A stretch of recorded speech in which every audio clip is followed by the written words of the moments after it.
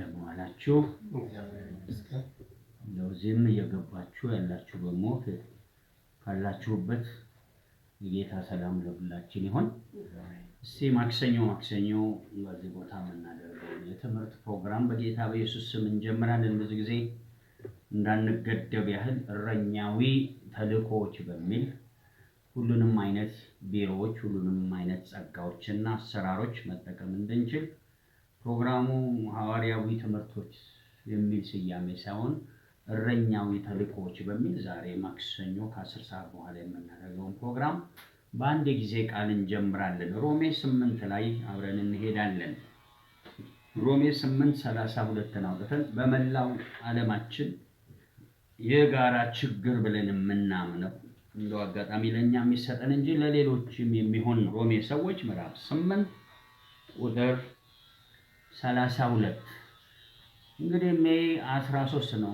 አሁን ምን ያህል ኢፌክቲቭሊ በዓለም አቀፍ ደረጃ የእግዚአብሔር እጅ በመለኮት እየሰራ እንዳለ ጊዜ እሑድና ሐሙስ ቼክ እናደርጋለን። የአምልኮ ፕሮግራም ላይ ዛሬ እንደው ቀጥታ ትምህርት ላይ ስለማዘነብል ወደዛ ሄዳለሁ። በኢትዮጵያ ካላንደር ደግሞ ዛሬ ግንቦት 5 2017 ማክሰኞ ከሰዓት በኋላ ነው።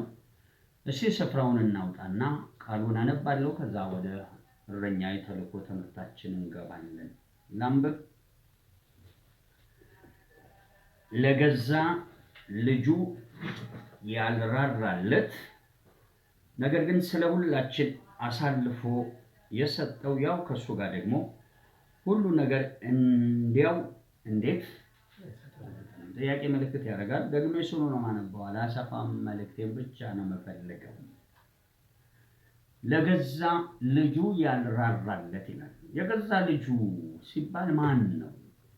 የገዛ ልጁ ሲባል በጣም እንደቀላል ልናየው እንችል ይሆናል። ግን ትንሽ ዛሬ ገባ ብዬ ላስረዳ ነው። ይህ የገዛ ልጁ የሚባለውን እነ ጳውሎስ በደረሱበት ደረጃ ሲያስቀምጡት እነ ዳዊት በመዝሙር ሙሴ በሕጉ ስለሚመጣው መሲህ ተናግረዋል። ነቢያትም ድንግል እንደምትጸንስ ጀምሮ እስከ አሟሟቱ መቃብሩንም ከምኖች ጋር ከባለጠጎች ጋር ያደርጋሉ እንደሚል እነኚህ በሕግና በነቢያት በመዝሙራት የተጻፈ ነገር ነበረ።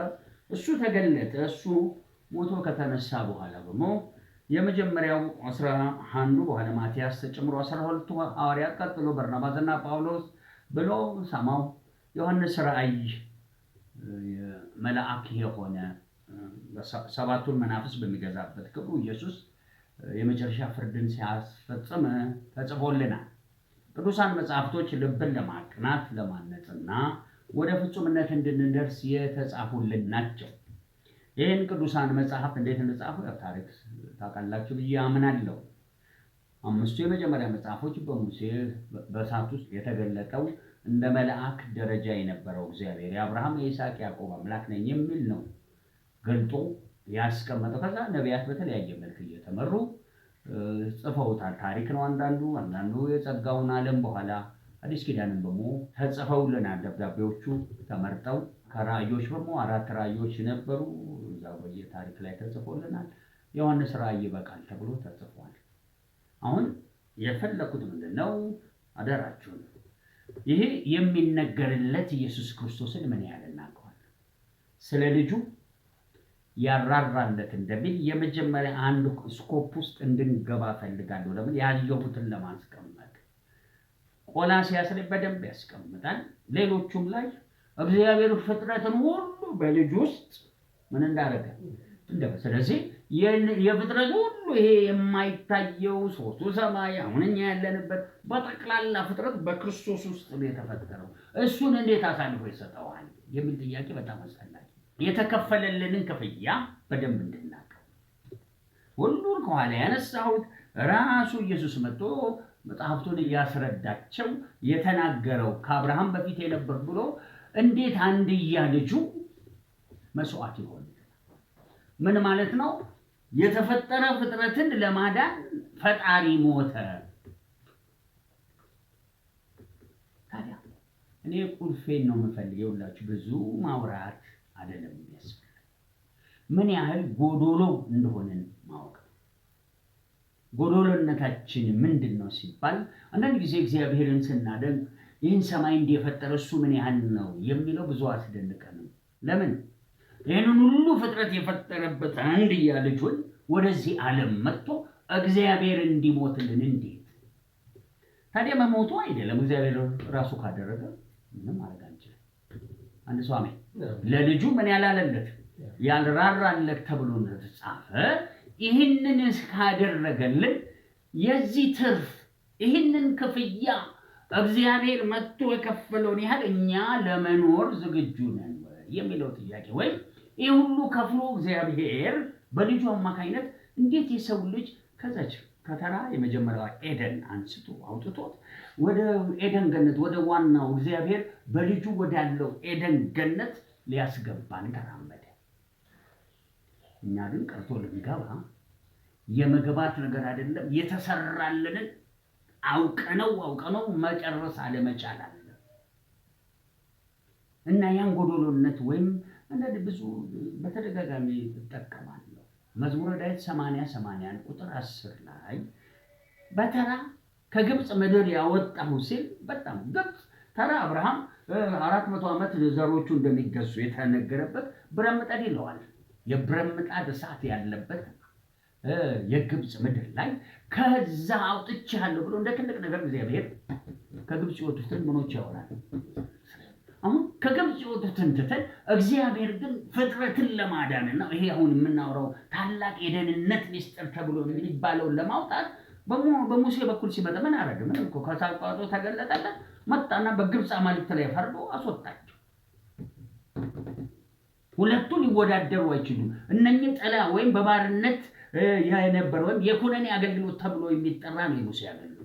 ታቦት ምናምን ተብሎ የሚነገርለት አሁን መጀመሪያ እንድንውጠው የሚፈለገው ለልጁ ያራራለት ሲል ልጁ ማን ነው የሚለውን የመጽሐፍ ቅዱስ ከሚገልጠው በላይ ኢየሱስ ያደረገው ነገር ቢጻፍ ያለ ሙሉ መጽሐፍ እንደማይበቃው ይመስለኛል ይላል።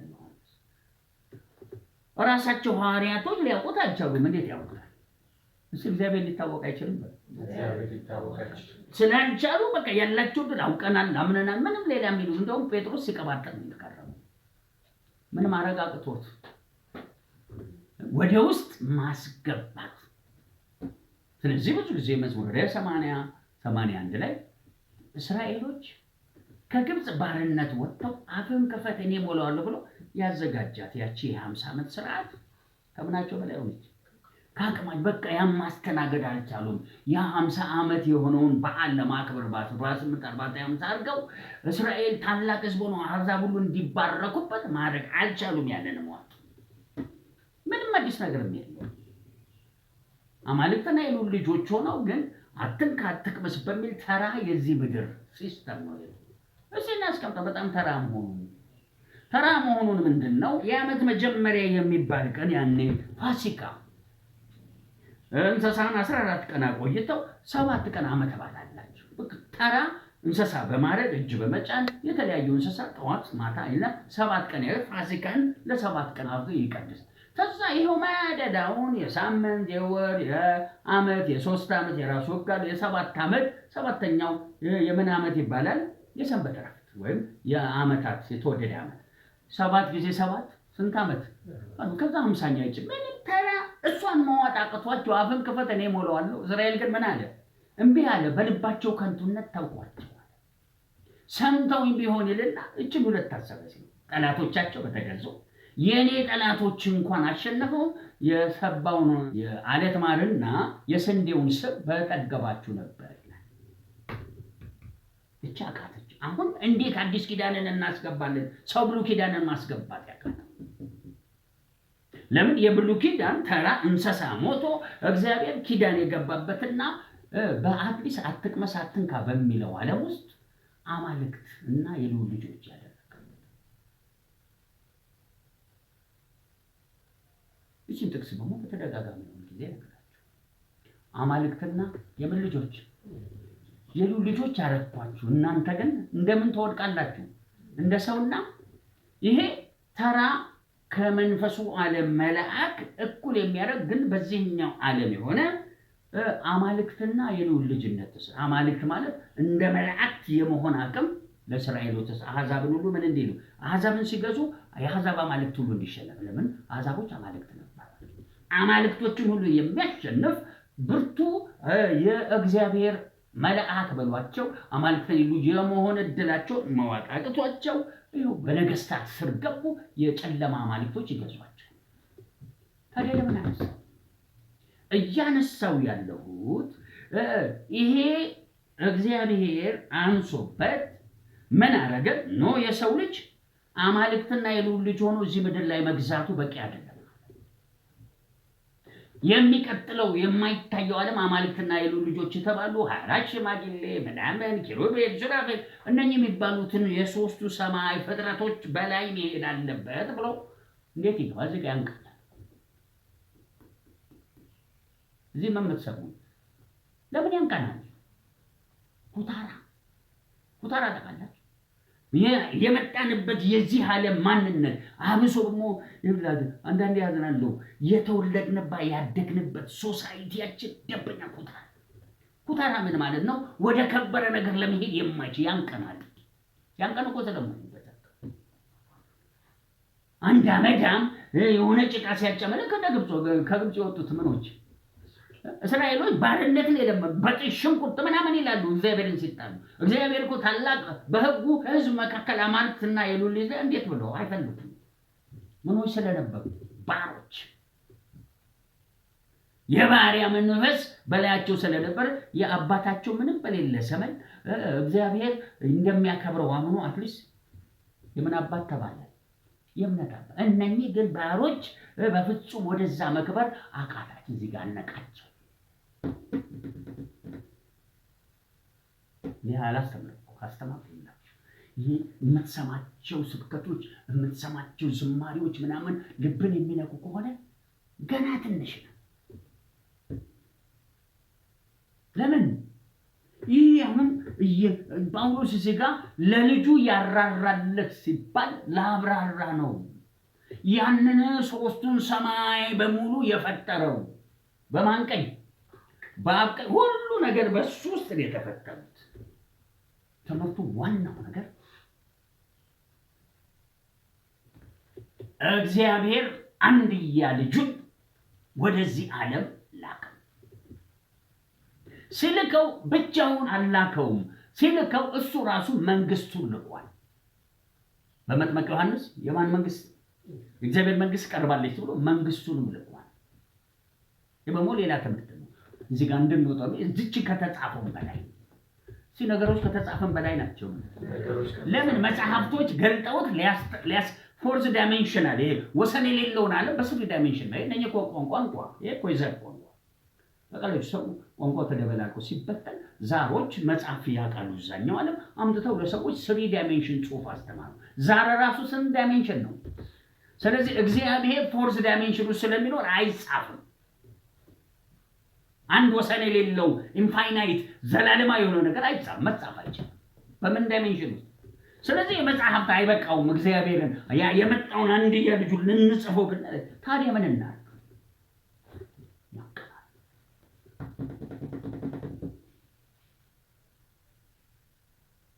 እንደው ብዙ ሰው ይደብረዋል እንጂ እስቲ ይሄን መረዳት ላስቀምጥ።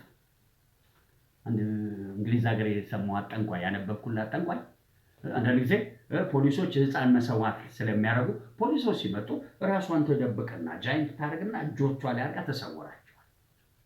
እንደዚህ አይነት ምርጫ መጻፍ አይችልም። አንድ ደግሞ አማኑኤል አሞጽ የሚባል ሰው ድንገት በ12 ዓመቱ በቃ ድሃ ስለነበረ አንዲት ሴት አገኘችው። መናፍስት ሰራት እና ይዞ ከዚህ ወዲህ ችግር የሚባል አታይም። ከእንጀራ ሊወጣ ነው አማኑኤል አሞጽ ሰይጣን አለ በኋላ ጌታን ቢቀበል ከዛ ና ያለችኝ። ከዛ በኋላ እሺ ብዬ ሄድኳል። ከዛ ትብ እያቀረበች እባብ መጣች። ምን የሚያል እባብ በላንሳና ምን በለው አለችኝ። እኔ ሰውዬ ምን ይለዋል ያንቀዋል። በቃ ገና ሲያይ እባብ ሰው ይሸሻል እንጂ አይጎርስ ብላ ብያለሁ። ምንም ሊሆን የማይችል ነው አልበላም ማለት ይህ ብላ ፈጠጠች። ከዛ ኃይል ሲገባብኝ ይታወቃል። በላም ብላ ስትለኝ በድጋረፉ ነው ዋጥ አለ ዋጥ ወጥቶ እዚህ ውስጥ ገባ። አሁን በስጋ ዓለም አይደለም ይሄ አማኑኤል የ12 ዓመት ልጅ ይሁን እንጂ መንፈስ ነፍስ ስጋ ነው። ምን ሆኖ የዋጠው አብሮት መንፈሱ ኃይል አግኝቶ ነው የዋጠው። እኛው ተራ ባሟጥ አይደለም ተራ የመናፍስት ዓለም አሰራር የምናወራው። እንዴት ነው ሰው የእግዚአብሔርን መንግስት በሱ ህይወት ላይ ሊያነግስ የሚችለው? የኢየሱስ ክርስቶስን ቤተክርስቲያን ክብር እላው ላይ ሊያደርግ የሚችለው ለምን? አንድ ልጁን ካራራለት ፍጥረት ሁሉ ቁጭ ብሎ ፈጣሪው ለፍጥረት ሞቶ እሱ ለዛው እዚህ ሶስተኛ ፕላኔት ላይ በሰው መልክና በእግዚአብሔር አምሳል መልክ የተፈጠረ ለዛው ከኤደን ገነት ምን ያለ ተባረን አሁን የምንለው በስሪ ዳይሜንሽን ዓለም መልአክ ዓለም የዚህ ዓለም ገዢ ገዝቶን እግዚአብሔር ተቆጥቶ ለምን በየጊዜው በውሃ ጠፋት ምድርን በኋላም ወይም አብርሃምን መርጦ በሙሴ ምን ቢሰጥ አማልክትና የልዑል ልጅ ይሰድቡታል። ኢየሱስ ይመጣ አንተ እግዚአብሔር ልጅ እንዴት ትላለህ? እናንተ መጽሐፋችሁ ላይ ተጽፎ የለ ምኖች ናችሁ ራሳችሁ አማልክ ህጉ አይሻርም አይውጡም። አንተ አሳች ሰው ሆነ መጥተህ ማንነኝ ትለናለህ። እግዚአብሔር ቃል ወስደው ጥርሳቸውን ነክሰው ሰቀሉት። አይዋጥም። አሁን እኔ የፈለኩት አይዋጥም የሚለው ልክ እቺ ሴት ምን አይኗን እንዳፈጠጠችበትና እንዳስዋጠች እዚህ ጋር በኢየሱስ ስም መዋጥ ነው። አሜን። ያ መዋጥ ወዴት ያመጣናል? ሌላ ከዚህ ኢየሱስ ከፍሎ ጨርሷል እኮ በቃ አይመለስም። አንተ ሰላልክም ሰው ማን ሰለካ የዛ የከፈለበትን አድቫንቴጅ በቃ የከፈለበትን በእኛ ህይወት የሱን ፈቃድ ለመፈጸም እንድንችል መዋጥ መቻል አለቆ እዚህ እንዴት እንዋጠው? እኛ ቁጫጮች ወይም በሆነ የኑሮ ነገር ኤክሳይትድ የሚያደርገን አሁን ብዙ ጊዜ እናገራለሁ። እኔ ብዙ ዘመን ባገለገልኩበት እጅ ጭናለሁ ሰዎች ላይ ሁልጊዜ አንዱን እነግራቸዋለሁ። አንዷ ትምህርት ቤት ነገር አላት፣ ህፃናት ትምህርት ቤት እጅ ስጭንላት በቃ እዚህ ይገባና ይቆማል። አንድ ቀን ተናደድኩ። እንደ ቤት ውስጥ ሌላ አማኝ የለም እንዴ? አንድ እህት ያለች አለች ታናሽ። እቺ ጭንቀታም በተፈጠረ ጭንቀታም ነገር አይገባም ኃይል አምጫት። አንድ ቀን እዛው ትምህርት ቤት አመጣች። እቺኛው ገና ሰለ በቃ ተንቀጠ ያቺ ስጭነው ቆየና ነው የጣላት። ገባ ደቂቃ አልፈችም። ስራ ቦታው በድግ አድርጎ አፍሪካ ከዛ ውጭ ሀገር ቤታቸውን አዲስ መኪና ገዝታለች። ከዛችኛው መጣችን እንዴ ያው መንፈሱ ፈልጌ ነው መጥቼ አንተን ጠርቼ እንዴ ነው እህቴ ከኔ በላይ ምን የምትለው? አሁን እነሱ ቤተሰቡ እንዲባረክ ይችላል። አዎ አንቺ ምንድነው ችግርሽ? ምን አይልልሽ አይገባም። ሰው ጸጋ ከሰው ላይ ይሻገራል። ማን ፈልገው ጸጋ አንዳንድ ጊዜ ከጸጋ ጀርባ ኮተት ስላለ ብዙ ጊዜ አንዳንዶች እንደኔ አይነቱ የሰው ኮተት አልፈልግም። እግዚአብሔር ካልመራኝ በስተቀር ከገሌ ብለ ይሄ እንደጀ ከቤኒን እጅ ጭኖ ማስገባል የሆነ ገሌ ቲቪ ጆሹዋ አንዳንድ ሰዎች የተቀቡ ናቸው። ምንም ጥያቄ የለም። መናቃት ለማስገባት ከሱ ጀርባ ያለ ኮተት አብሮ ስለሚራመድ ለምን ነይሮች እንደኔ አይነቱ ቆይቼ ሰው ሳገለግል አውቀዋለሁ። አንድ ሰው ሊያገለግል ሄዶ ሰዎችን በዛ ነገር ሲያል ሌላ ደካማ ጎን ካለው አወጣ ይሄ ፍርሃት ይፈጥራል። ያው እነ ዳንኤል መኮንንም ሐዋርያው ዳንኤል መኮንን ይሰብካል። ፈጥናችሁ እጅ አታስጭኑ፣ ፈጥነህ እጅ አትጫን የሚለው ተጽፏል። ጳውሎስ ለጢሞቴዎስ ጽፏል።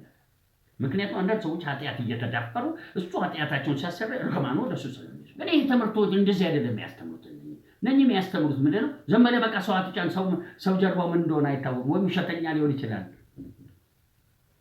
ስለዚህ ነገሮች በቀስታ ነው። አሁን ልክ ያቺ ሴት እንዳስዋጠችው እኛ ሰፈር ላይ የእግዚአብሔርን መንፈስ በሙላት የተቀበለ ማን ነው? ቅድም እንዳልኳቸው ሐዋርያቶች ልክ ሲወርድባቸው የመጀመሪያ የሰው ቋንቋ ተናገሩ 15 ሰው። በዛች አቅማቸው የነበረው የአይሁዶቹ ስርዓት ጨመደደ። ቀጥሎ ሄሮድስ ያዕቆብን ገደለ። ለዚህ ሰዎች መሞትም አልነበረበት። እስኪ ትንሹን ኢየሱስ ዋጦ በሉ። ብዙ ኢየሱስ አለ። ምን ማለት ነው ብዙ ኢየሱስ? ኢየሱስን እንዳመንከው መጠን ነው የሰማነውን ማናመን ወይም ምስክርነታችን ማናመን የእግዚአብሔር ሳይል ለማን እንግዲህ ስብከት ይሁን ሁሉንም ሰው ዓለም ላይ ያለ ሰው በሙሉ ኢየሱስ ሞቶለት። እስቲ አሜን። ለልጁ ምን ያላለለት ይሄን የመሰለ የመስራች ዓለም አላት። ይሄን የመሰለ የመስራች ግን ዓለም አልተቀበለችም። ዓለም ተቀበለ የተቀበልነው በደንብ አልዋጥም። በዚህ ምክንያት ዓለምን ለማስጣል እግዚአብሔር አንድያ ልጁን ሲልክ የግድ እሱ መስዋዕት መሆን እኛ ግን በሱ መስዋዕትነት ዓለምን ልናስጥል ስልጣን ነበር። በሰማይና በምድር ሞቶ ሲነሳ ነው ምን የተሰጠው? በፊት አልነበረውም ሲባል በኃጢአት ምክንያት ተከልክለን ነበር። እሱ ራሱ ሕጋዊ ሆኖ የገባው ከሞተና ከተነሳ አሁን ያንን ስልጣን በእኛ እንዳይሰራ ኢየሱስ ራሱ ሄዶ መንፈስ በሆነበት እግዚአብሔር በሚፈቅድለት ዋና ነገሮች ይመጣል፣ ዳግም ይመጣል። ግን ሌላውን ስራ ሐዋርያቶች ላይ ነው ያስቀመጠው። ቤተክርስቲያን ኃላፊነት አለበት። አንተ ያንቀሃል። እንዴት ብሎ የመጣንበት ጎስቋላ ህይወት፣ ጠባሳ ህይወት እንዴት ብዬ ልናገር? ማንም ዘሮቻችን የትኛውም ዓለም ላይ ያለህን ታላቅ ለልጁ ያራራለት ተብሎ የተገለጠ ህይወት ያሳየን ሰው አገልጋይም የለም። እንደ ጴጥሮስ እንዳትሉ ጳውሎስ እንዳት ሶስተኛ ሰማይ ተነጠቀ። እኔ ሰዎች ራሳቸውን ሰው ያደረጉ ነበር። መጽሐፍ ቅዱስ ሰው ናችሁ አይልም፣ እነሱ ሰው ያደርጋል። እንደ ሰው ልማድ መመላለስን እንደ ክብር ይቆጥሩታል። ለምን? በፍጹም ያ የተነሳውን ኢየሱስ መስለው እዛ ሰማይ ስፍራ መኖር ይቻላል ብለው አያምኑም፣ አስበውም አያውቁም። ያሰቧት አንድ ነው። ኮሚሽን ተሰጥቷቸው ወደ ዓለም ሁሉ ሄዱ ለፍጥረት ሰበኩ። ያችን ለማድረግ እነ ጳውሎስ እሷን ይወጣ እሷም ላይ የሚያስቀምጧቸው በጣም አጠያያቂ ርዕሶች አሉ። ጳውሎስ ስለ ሴቶች የሰበከው አጠያያቂ ነው። ይህ ብቻ አይደለም። እነዚህ ሰዎች ምኩራብ ይሄዱ ነበር። ጳውሎስ ራሱ 50ኛ ቀን ሊያከብር ከኤፌሶን ተነስቶ የት ነው መስዋዕት ሊያቀርብ ሄደው? ምኩራብ ምን አባቱ ሊሰራ ነው? ምን ላይ ጭኖ? በግ ላይ ጭኖ ምናምን ጢሞቴዎስን አስገርዞ ይሄንን ነው ጳውሎስ እንግዲህ ህዝብ ሁሉ እንደው ዘራፍ እንግዲህ ሄዶ ምኩራብ ምን አቀረበ? አቅርቧል እኮ ሰምታችሁ እየሰማችሁ ነው። መስዋዕት አቅርበዋል። እንደው የኛ ኦርቶዶክስ እንደምን ወለዛ አይሁዶችን መስሎ ሄዶ አቅርቧል። ግን ተቀብቷል። ምን ማለት ነው? ተጭኖ ይዞታል።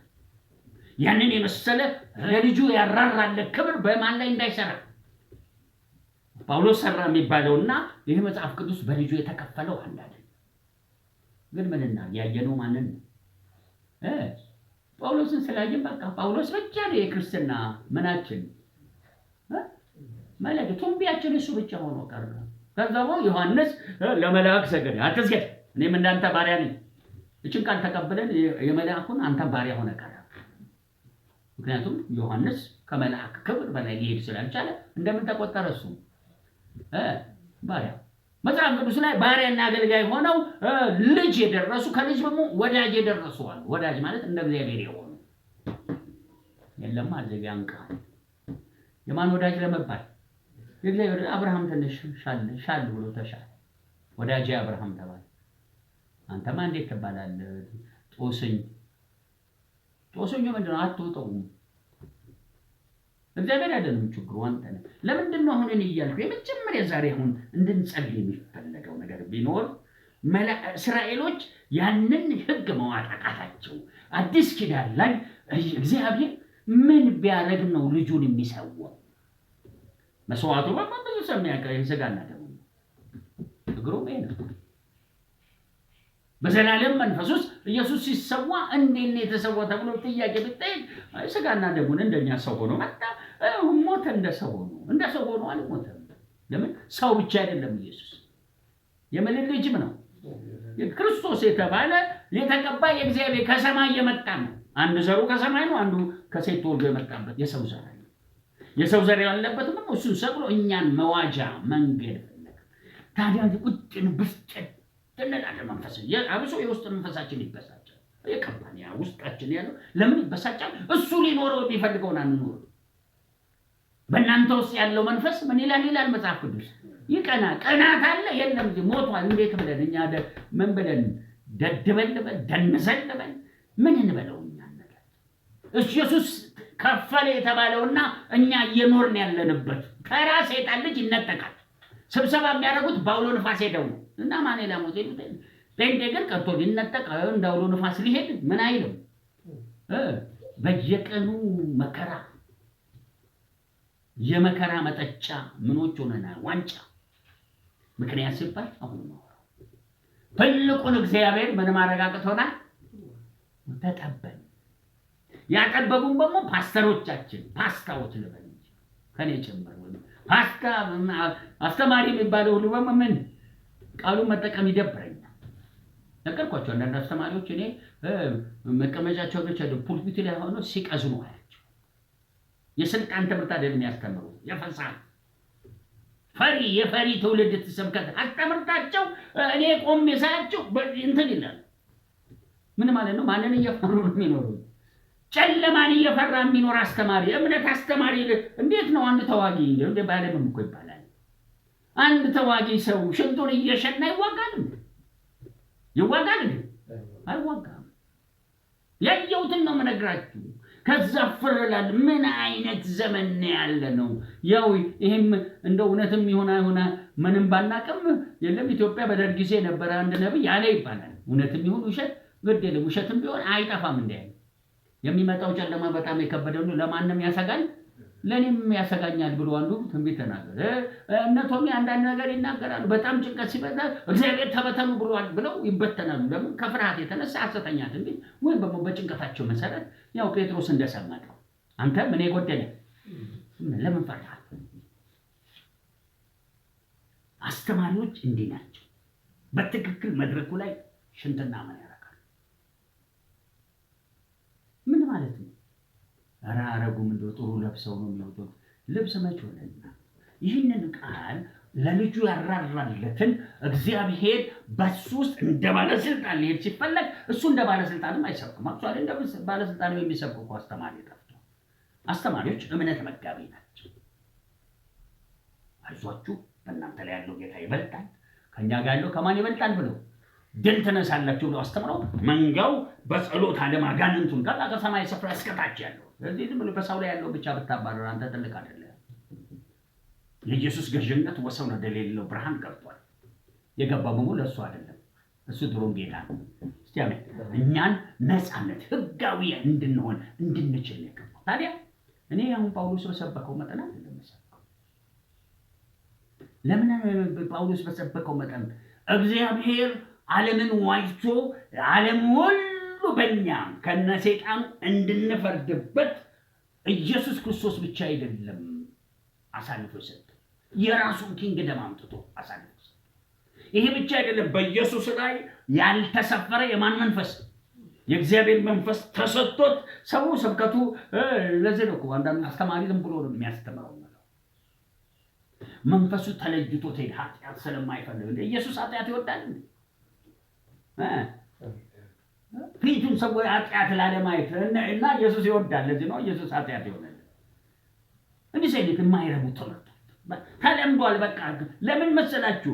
መገለጥ ይዘው ስለማያነቡት። ለምሳሌ ሁልጊዜ ይናገራሉ። ሁለት ትልልቅ ቃሎች አሉ። አንዱ ኢየሱስ ክርስቶስ ኤሎሄ ኤሎሄ ለማ ሰበቅታኒ ያለበት፣ አንዱ ጌተሰማኒ ላይ ሲጸልይ ፈቃድ ቢሆን ይህ ጽዋ ከኔ ወሰድ የኔ ፈቃድ ግን ሳይሆን ያንተ ብሎ ሁለት የጸለያቸው እንደዚህ መንታ ጸላዮች ዛሬ ክርስቲያን ይዘውታል። ለምን ይዘውታል? ኢየሱስ በጭንቁ ሰዓት እስኪወስን ድረስ ሁለት አይነት ጸሎት ጸልሏል። በጭንቁ ሰዓት አምላኬ አምላኬ ሆይ ለምን ተውከኝ? ይሄን እንደ ትክክል ይቆጥሩታል። ስጋ ስለለበሰ አምላኬ ለምን ተውከኛል እንጂ ነፍሱን ግን አሳልፎ አልሰጠም። ነፍሴን አሳልፌ ሰጠው ብሎ የሚቀጥለው ቀየረ። ሌላ ቦታም ተጽፏል። ምን መደነባበር አያስፈልግም። ጌታ ሆይ ከዚህ ሰዓት አድነኝ አለ፣ ዝም አለ። አቤቱ ለዚህ ሰዓት አውጥቻለሁ ሲል አከበርኩ ምን እልሃለሁ። ሁለቱ ድምጾች የተለያዩ ናቸው። የመጀመሪያ ማለት ከዚህ ሰዓት አድነኝ ተበቀል ማለት ነው። የዚሁ መጥቷል። እንዴት ያድነዋል? አያድነውም። ስለዚህ ምን ሆነ? ሁለተኛ ዛሬ በኋላ በነገራችን ላይ ይሄንን ነው ማስመሰልከው። አሁን መጀመሪያ ነው አጥቶ ከዛ በኋላ ወደሚቀጥለው ትምህርት ገባለሁ። ለመገባት ግን ይውላችሁ ተጭኖን ያለ ዛሬ ዓለማችን ይውላችሁ። አሁን እረኛ የተልኮ ለመስጠት ስፈልግ አንዴ እንደው ዓለማችን ላይ አሁን ሲመዳን ቀን ዛሬ ነው። አሁን በዚህ ሰዓት እንዴት እንብላችሁ የቅዱሳን ውበት ምን ያህል ነው ለልጁ ያራራለት ብለን ስናይ የምድር ሃይማኖት ሀብት፣ የምድር ሃይማኖት ታምራትና ድንቅ ሐሰተኛው መሲል ያመጣ ሐሰተኛው መንፈስ እየተንከዋለለ ነው ዓለማችን አሁን በሚታየው በማይታየው። እሱ ብቻ አይደለም፣ ከሱ በታች ባለዛሩ አውሬው ላይ የተቀመጠችው ባለዛር ነገስታት ላይ ሆና ምን እያደረገች ነው? ሰውን እያባለች። ይሄው እኛም ሀገር ሰው እየተባለ ከነሱ ወረድ ስንል ደግሞ ምን የሰው ጥበብ ዓለማችንን ገዝቶ ያለበት የሆነ መሪ ገሌ ታላቅ ነው የሰው ልጅ ስሙን ያስጠራበት እንደምን ዘመን ሰናዖር ግንቡን ሰርተው ምናቸው እንዳስጠሩ አሁን ይሄ ብቻ አይደለም የሰው ልጅ መቅሰፍት አንዴ ውቅያኖስ ሲነሳ አንዴ መሬት መንቀጥቀጥ ይሄው ድምጥማጡን ያጠፋል ማን ሞቷል ግን ኢየሱስ ሞቶ ፍጥረቱ ሁሉ በዓለም ላይ በአሕዛብ ላይና በሥጋ ፈቃድ ላይ አስፈርደን ፍጥረቱን ሁሉ ወደ መዳን እንድናመጣ መጽሐፍቱ ነግሮናል ጨርሶ ያ የጨረሰው ግን አይፈጸምም ልክ እስራኤሎች ትንቢታቸው ከሽፎ በባቢሎን ምድር እንደተወሰዱ እንዲሁ የጴንጤ ትንቢት ከስሮ ነው ያለው ለምን የሚወጥ ጠፍቶ አሁን ይሄንን መለወጥ ነው የምንፈልገው መቼ አሁን የእግዚአብሔር ኃይል ድንገት ባለ 50 ቀን እንደወረደ አሁን ይችላል ብለ ማመን ያንተ ነው አሁን ነገን አንጠብቅም ቢቆይስ በስ በቆየ በማን አጥበቀን እግዚአብሔርን በመተማመን ተባበቅ ግዴታችን አይ ለምን አልሰራም የሆነ ምክንያት አለ እስካልተናገረ በሆነ ምክንያት አትሉ ኢየሱስ ሁለት ሐሳብ እንዳደረገ አትሁን ካሁን ከገና ስጋ ላይ ነው ለልጁ ሳይራራ ተጠናቀቀ ሲያመኝ ሲጠናቀቅ እግዚአብሔር በመጥምቁ ዮሐንስ መንግስቱን ይዞ መጣ ኢየሱስ እዛ መንግስቱ ውስጥ ገባ ተጠምቆ የእግዚአብሔር መንግስት ቀርባለች በመካከላችሁ ነች አለ አብሯት ይዟት ነው የተሰቀለው ሁለተኛ በወንጌል መኗል ስለራሱ ተናገረ ሶስተኛ ስለ መንፈሱ ተናገረ በእኔ የሚያምን የዘላለም ወንዝ ውሃ በሆዱ ያ መንፈስ በላዩ ላይ ሆኖ ይናገራል በማን ጣት ነው ምንም ማወጣ መናፍስን በእግዚአብሔር መንፈስ ቅዱስን የሚሳደብ ብሎ ይናገራል አብሮት የለም እንደ መንፈስ ቅዱስ አሁን ጥያቄው እግዚአብሔር ለልጁ ያራራለት የሚለው እቺ ጥቅስ ታንሳለች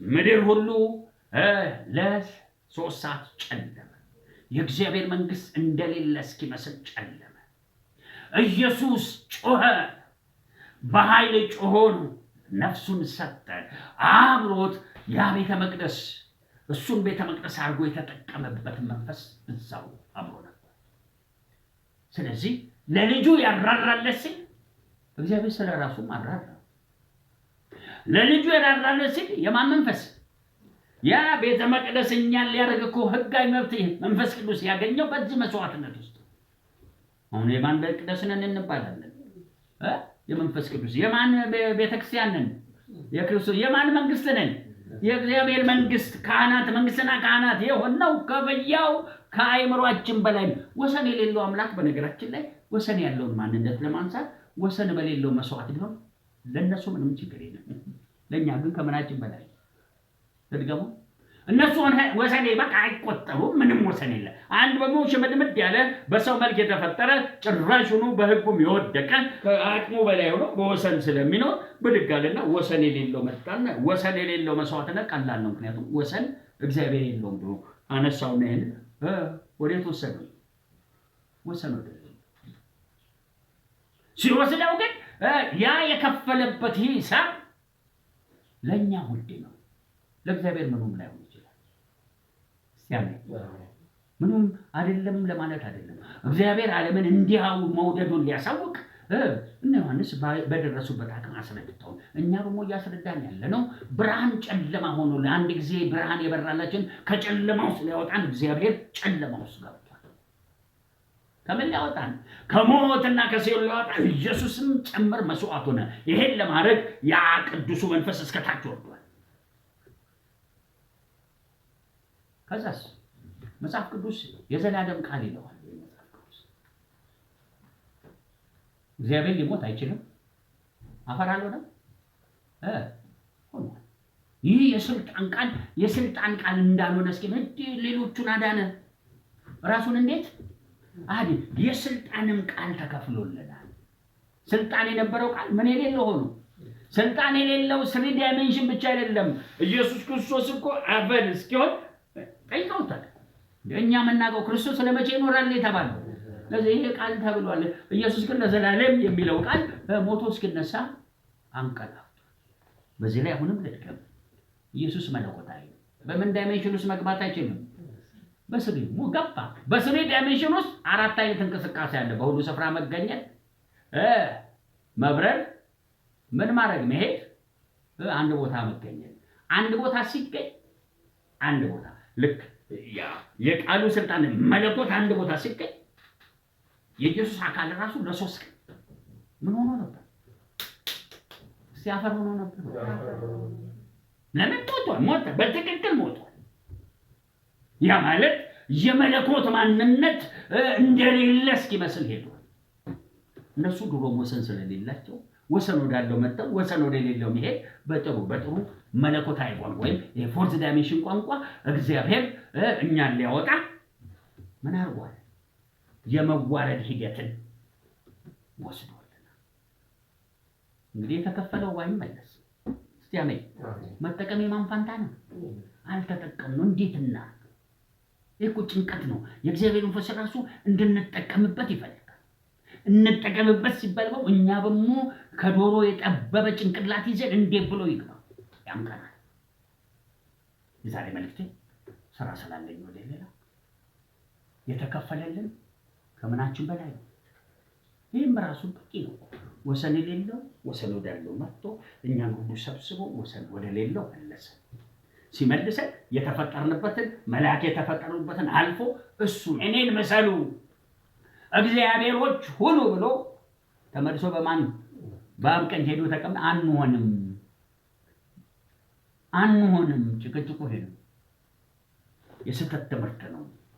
አንሆንም መንፈሳን ሆኑ ምክንያቱም ህጋዊ ያረኳችሁ እኔ በእናንተ አካል መጥቼ መልሼ ትንሣኤ ወስጄ መንፈሳዊ ጌታ መንፈስ ነው። የጌታ መንፈስ ባለበት ምን አለ? ያንን አርነት ውስጥ ገቡ ሲባል ነው እሱ ራሱ መጥቶ እንደ ሰው ስለሆነ እኛም እንደ ሰው መኖር አለብን። በግድ እኮ ነው እንደ ሰው ምን ነው እነማን አሳይተው የመጡት ሐዋርያቶች እንደ ሰው ኢየሱስ እንደኖረው ነው እንደውም ክብር ያለው ብለው ያምናሉ። በዚህ ምክንያት የሰው ልጅ እንደ ሰው ሊኖር ካለበት ያወጣውን እግዚአብሔር ማመን አቃተው። ኢየሱስ ግን በተለያየ ሐሳብ ወጣ። እኔም ከኔም በላይ አደርገውን ታደርጋላችሁ፣ በእኔ ያለ ከዚህ መሃል ማታንቀላፋላችሁ ዳግም እስክመጣ። ሌላም ከባድ ስብከቶች ሰጥቷል። ሕይወትም ትንሣኤም ማን ነኝ እኔ በእኔ ያለ ቢሞትም በሕይወት ቢሞት ለምን እሱ ሕያው ነው። ወሰን የሌለው ሕያው አመን እንጫና ያዋለው በኢየሱስም ዛሬም ይደፋል፣ ዘንቦበታል፣ ገና ይጠረጋል። ለምን ዓለም አቀፋዊ ጉልበቶችን እየሳበ ከዩኒቨርሲቲው ላይ ከጴንጤ እየሳበ የሚንቀሳቀሰው ጉልበት የሚመታው እንደዚህ ዛሬ አሁን የሰበኩትን ስልጣን ነው። እዚህ ጋር ሳንቀ ለልጁ ያራራለት ሁለተኛውን ሐሳብ ለምሳ ነገር ግን ስለ ሁላችን ስለ አንድ ሰው አይደለም አሳልፎ የሰጠው ከፈለ ማለት ያው ከሱ ጋር ደግሞ ከከፈለው ጋር የሚገርመው ይሄ የሚከተለው እንዳደረገው ከከፈለው ጋር ስሙት ከሱ ጋር ደግሞ ሁሉ ነገር እንዲያው በነፃ ይሁላችሁ። አንዳንዴ ትልቁ ፈተና ይሄ ነው። ለመዳን ስንፈልግ በልባችን አምነን በአፍ መስከረን ድኛለሁ አለ። እችን ተቀበል ስለማይታይ መጽሐፍ ቅዱስ ያስጠነቅቃል። እያንዳንዱ ነገር በእንዲሁ በነፃ በጸጋ ተሰጥቶናል። መንፈስ ቅዱስ መቀበል በነፃ ነው። ማገልገል በነፃ ነው። ሁሉ ነገር በተከፈለ ቼክ ነው። ምንም ይቀር ከሞት መነሳትም ቼክ ተሰጥቶ ግን ማንም አያምነው። አስተምርቶች ኦልሬዲ ተጣመዋል። ምንድነው ያለው ትምህርት? አንድ ከሞት ስራ ንስሐ ገብተሃል። በምን አምነሃል? በእግዚአብሔር ምን ወስደሃል? ጥምቀቶች ነው የሚለው መጽሐፍ ቅዱስ። በነገራችን ጥምቀት የሚባል ብቻውን የለም። ከዛስ በሙታን ትንሣኤ ውስጥ ተሸፍነናል ወይም እጆችን በመጫን ከእግዚአብሔር ጸጋ ተሰፍሮናል። ኢየሱስ ሲመጣ ሙታን እንነሳለን። ከዛ የዘላለም ፍርድ አለ ነው። መጽሐፍቱ ግን በትክክል የጻፈው እሱ የዘላለም ፍርድን አይፈርድም። ምን ይላል? ፍርዱን ሁሉ ለልጁ ሰጥቶታል። ሲያሜ ልጁ ደግሞ ፍርድን ሁሉ ለማን ሰጥቷል? ለቤተ ክርስቲያን ሰጥቶናል። እኛ ነበር የምንፈርደው እንዴ ብለን እዚህ ለዘላለም ፍርድ ገና ሄደን እንቆማለን። መጽሐፍ ቅዱስ አይደለም። ማንም በልጁ ያመነ ድቅድቅ ጨለማው ወዴት? ከተፈራጅነት ወደ ዘለናል። ሁሉም ተሰጥቶናል። ድጋሚ ላንብበውና አትጸሉት። በገዛ ልጁ ያራራለት ነገር ግን ስለ ሁላችን አሳልፎ የሰጠው ያው ከሱ ጋር ደግሞ ያለሱ አይሆንም። ሁሉ ነገር እንዴት ሁሉን ነገር ሁለተኛ የሚዋጥ ነገር እሺ ከፈለልኝ አሜን አመንኩ ሁሉ ነገር ሰጥቻለሁ እንዴ ብለህ ተቀበል። እኔ ቆምዳዳው እኔ ጨምዳዳው እኔ ቆልቼው ማስን ተሰጠ ታነክስና ተመልሰህ ታስተፈዋል። ያለ እምነት እና ያለ መታዘዝ ሁሉ ነገር አይሆንም። ምን እያልኩ ነው? በልብህ አምነህ በአፍህ መስክረህ ሁሉን ነገር መዳን ብቻ ነው፣ ሁሉን ነገር መቀበል። እግዚአብሔር እኮ እንዲህ ነው ያለን። አንድ ሰው የለም መሬት ግራቪቲ ያለ ውደቅ ሲባል መውደቅ አይችልም ይችላል። እንዲሁ በነፃ ሁሉን ሰጥቻለሁና እንዲህ በሉ በቃ። ሰው በልቡ አምኖ ይጸድቃል፣ በአፉ አሜን። እችን ዓለማንም በሞካቃተ አምናለሁ ዓለማመን እርዳ በልና ከሱ ጋር ሁሉን ነገር ምንቀበለው ከታች ጻፈውኝ ሁሉን ነገር እዚህ ከታች ጳውሎስ የሚለው መከራ ስደትና ልዩ መልአክ ምናምን በወደደ መስካሽ የነሱን የበላይ ሆነ ባለበት ደግሞ እሱም ላይ የበላይ። ስለዚህ የመጀመሪያ የዛሬ መልእክቴ ሁለት ከመጠበብ እንውጣና ለራስህ ያራራ ወደ ዘላለም ለመግባት አንተ የከፈልከው እኔ ማን ነኝ የምነቀው። ሁለተኛ ከአንተ ጋር ሆኜ በሞ ስንቱ ተሰጥቶኛል ሁሉ ምን ማለት ነው?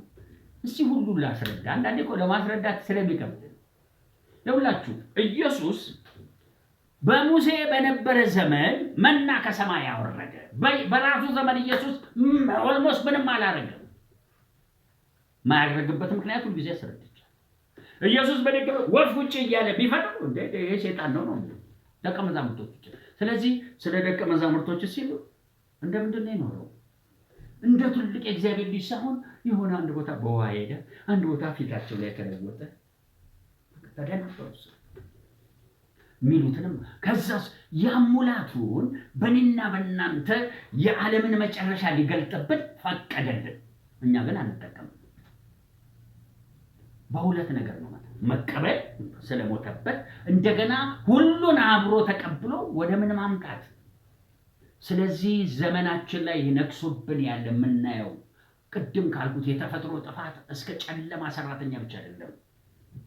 ወሰን የሌለውን አምላክ ወሰን አሰጥተው እስከሚያስተምሩ እነኚህ ቴዎሎጂ ትምህርት ቤቶች ከቴዎሎጂ ትምህርት ቤቶች ምናምን ኢንተርናሽናል ቸርች ተብሎ ጭምድምድ ያለ ቅድም የምላችሁ ፓስተር ሳይሆን ፓስታ የሆኑ ፓስተሮች ሰብስበን አስተማሪ ምን የሚል መቀመጫው ላይ ምን ቦቀቦቅ ከዛ ሳይሆን ነብይ ነኝ እያለ ምን የሚል እነኚህ እንደዚህ ያሉት ኃያላን ተነስተዋል፣ ጉድ ፈልተዋል፣ ሊመጡ ነው፣ እንደዚህ ሊያደርጉ ነው።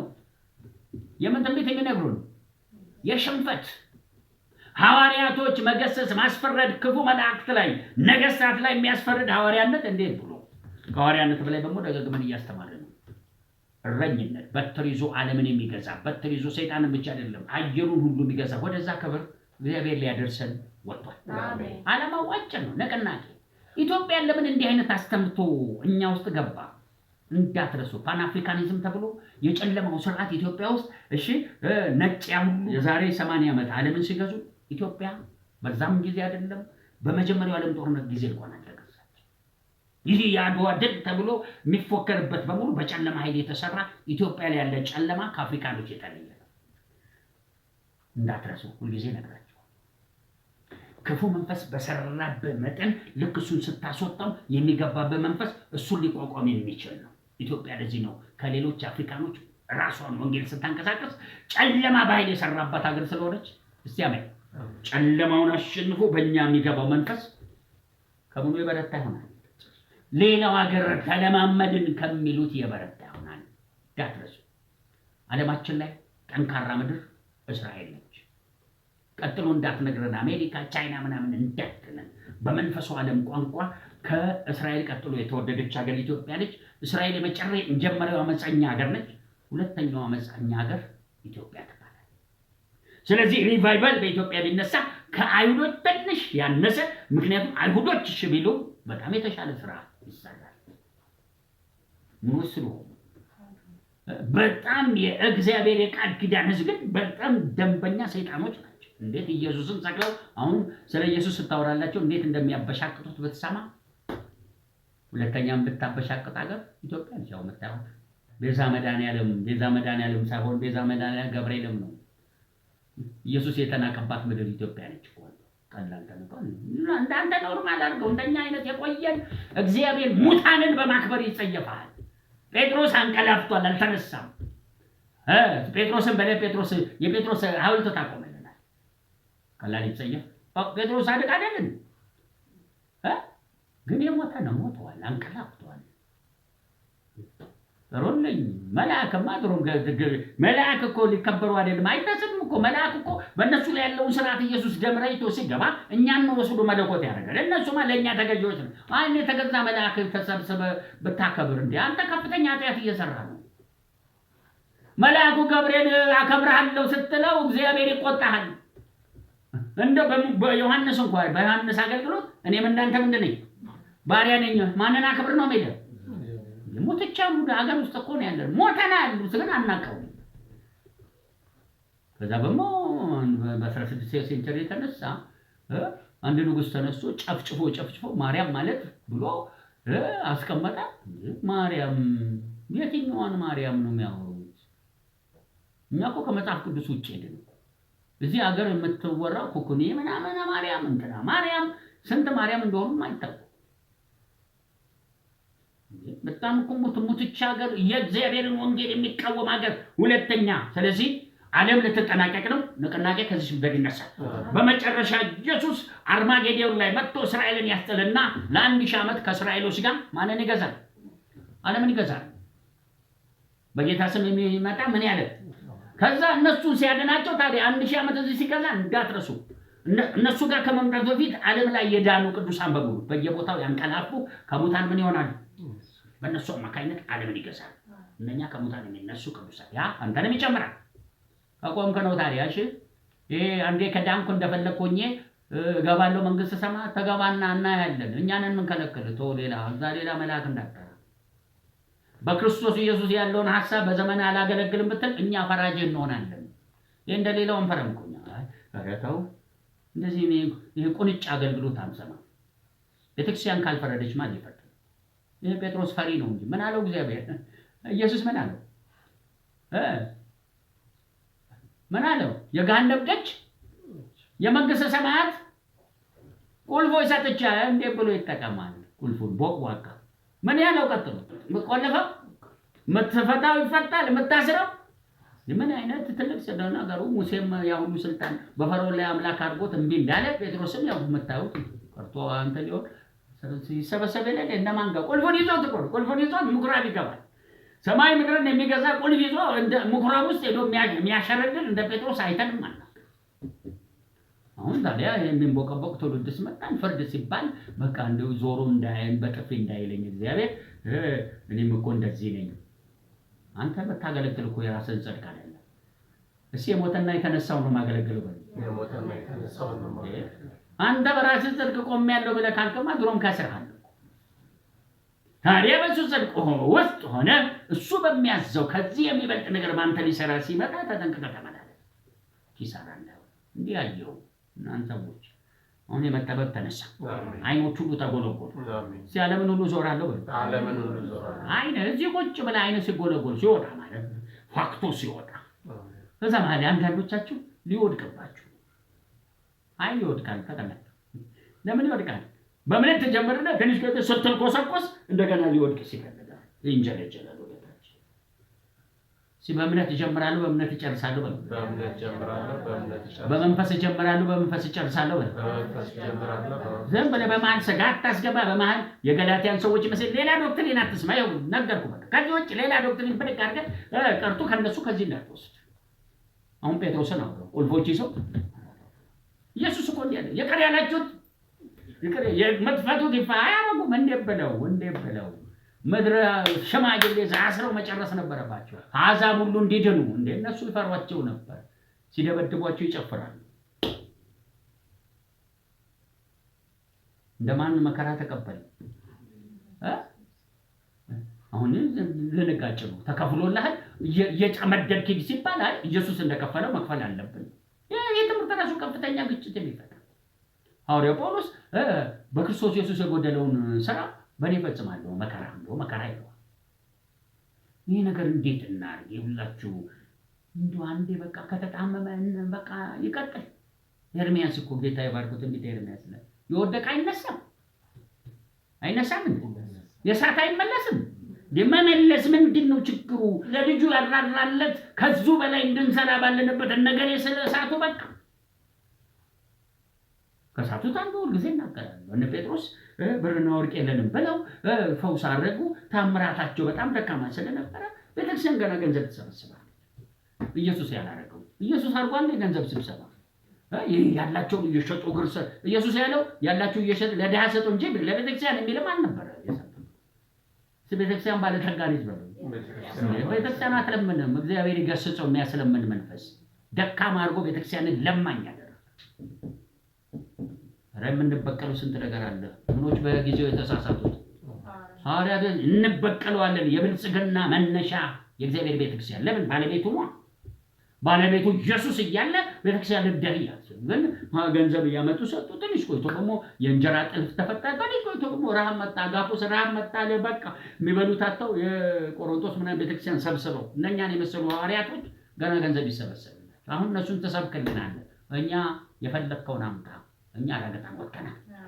አንተ የፈለግከውን በለን። እኛ ዘመናት ቆይተ አንድ ሰው እንዲረዳን ብቻውን እግዚአብሔር ካልመራው አንፈልግም።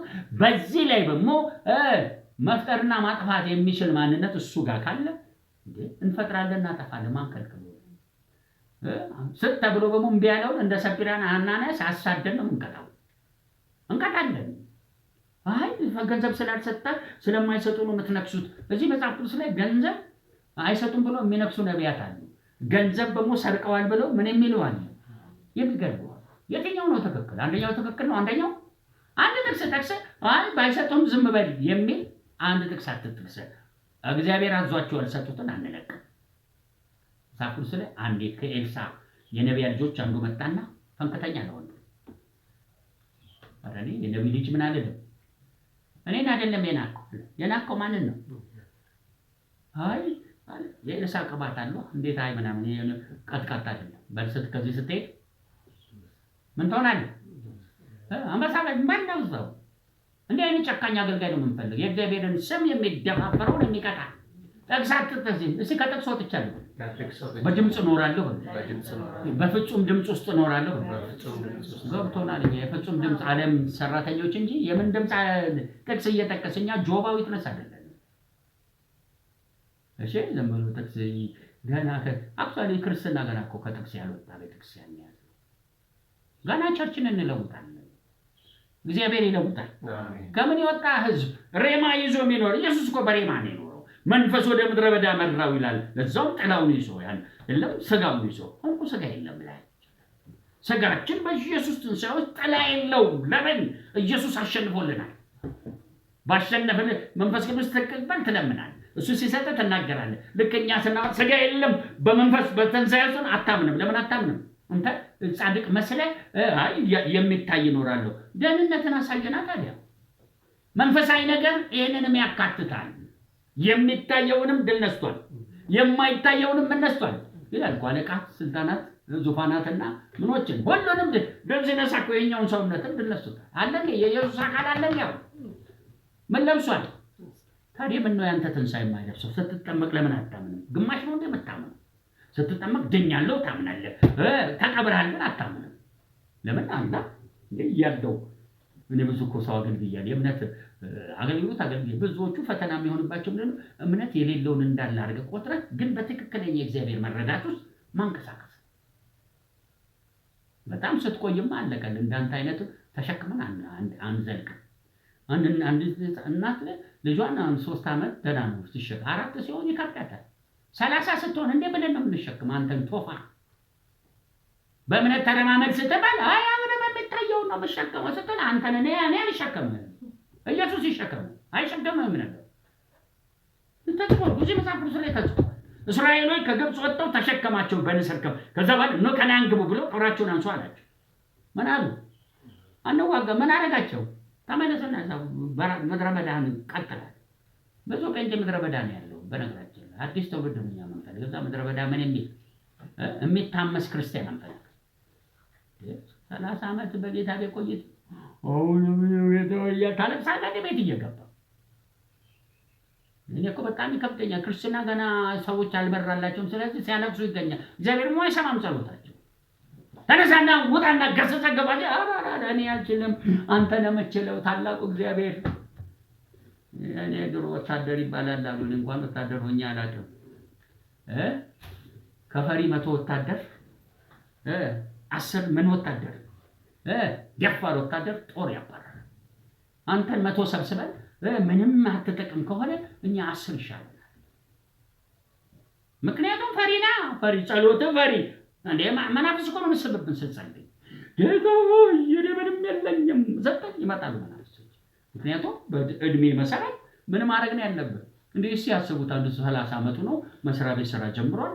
አንበሳ ውጭ አለ እያለ ቤት ያለቅሳል። ኧረ አንበሳ መውጣት አልችልም። ቤተሰቡ ምንም ያደርገው ይመስላችሁ? ይቀልበዋል። አይ እግዚአብሔር ሩሩ ነው ጥቅስ አትጥቀስልን። እግዚአብሔር ሩሩ እንዳልሆነ ያዋስነበብኩልህ። እግዚአብሔር ከነዓን ምድር አንገባም ሲሉ እስከ መቼ? እግዚአብሔር መናቀን አይወድም በሉ። ስለዚህ ናቃችሁኝ ብሎ ተነስና ወደ 40 ዓመት በሰለልክበት እዛው ታልቃለህ አለ። አዲስ ትውልድ ይዤ እገባለሁ እንዴ ያለው ለታችሁ። ከፍተኛው ተቃውሞ ጴንጤ ዛሬ ከስሩ ያለበት ስራ አማውራው ዓለም አቀፍ ለምን ገናው አየሩን የያዙት ብዙ የጨለማ ሰራተኞች ናቸው። ይሄው የምናየው ነው። ይሄ እኮ ባይናችንም እንደው መገለጥም እኮ አያስፈልግም። የሰራዊቱ ጌታ እግዚአብሔር ማለት አያስፈልገውም። ይሄ ለመንገር የት ሄደ ጴንጤቆስጣል ሲባል ከመነሻው ከዛ ካታከምቦ ሰማዕታት ያ ሁሉ የካታከምቦ የሮማ መንግስት ደም ያፈሰሰ ጴንጤን በሙሉ ያረገፈበት ከዛ ሐሰተኛውን ሃይማኖት በ200ኛው ዓመት ይጀመር ዛል ሮማ ውስጥ ከዛ በኋላ ዘርግቶ ተመጣጣ ማነው ግሪክ ውስጥ ጀመረ ዘርግቶት ይሄው መጣቁት። ከዛ ወዲህ አሁን ካቶሊክ ደግሞ ሮም ላይ እንደዚህ ተዘርግቶ ዛሬ ጴንጤቆስጣል የት አለ እንዴ? አለን እንዳትሉ እንዴ በጣም የደከመ አሜሪካ ጋር ፕሮቴስታንት ይባላል እንደሱ ሌላ ዓለም ውስጥ ያሉ ወገኖች። የአድዋ ድል እንደሚባል የክርስቶስ ድል ምድራችን ላይ ይደገማል።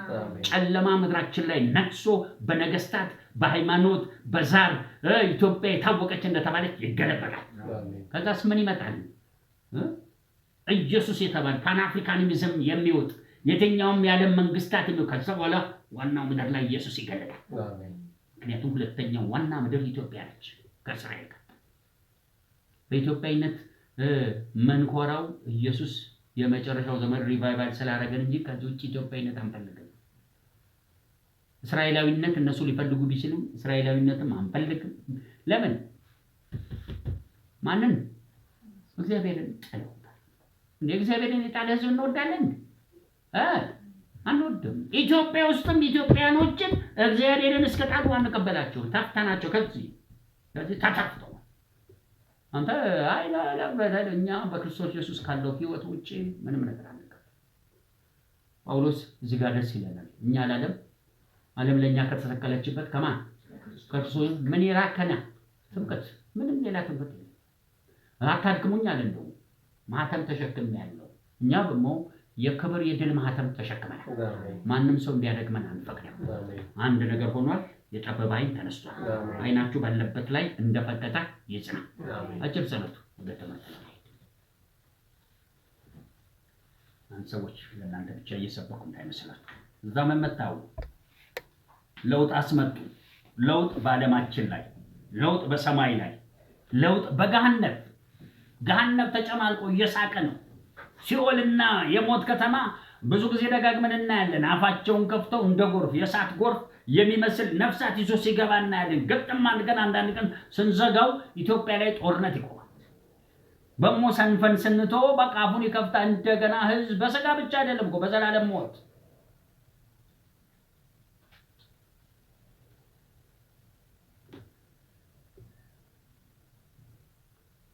ይለፈብን ታመልጠን ለአንድ ልጁ ሳይራራ ያደረገው ክብር ራሱንም መንፈሱንም ልኮ ያደረገው ክብር በኢየሱስ ስም በእምነት መቀበል ይሆንልን። አሜን። ምክንያት የምንሰጠው በኢየሱስ ስም ከላያችን ይነሳ። አሜን። መጠበብ ትነሳ። አሜን። ከሱ ጋር እንዲያው አብልጦ ሌላውን እንደሚል ምን የሚቀር ነገር አለ? ማን ገዛው ምን አለ? እግዚአብሔር አምላካችን አብልጠህ የሰጠው በሙሉ አሁንም በእምነት በእጃችን ይግባ። በእምነት ተቀበል። ወደ ታች አንወርድም፣ ወደ ላይ አንወጣም። እሱ ወደ ከታች ወጥቷል፣ ከላይ ወርዷል። አፍና ልባችን ላይ ቀርቧል። ልባችን ተቀበለ። አፋችን አሁን በእምነት ይመሰክራል። እጃችን በእምነት ይቀበላል። ተቀበሉት እንደሚል በእምነት ተቀበል። ጨብጡና ያዙት።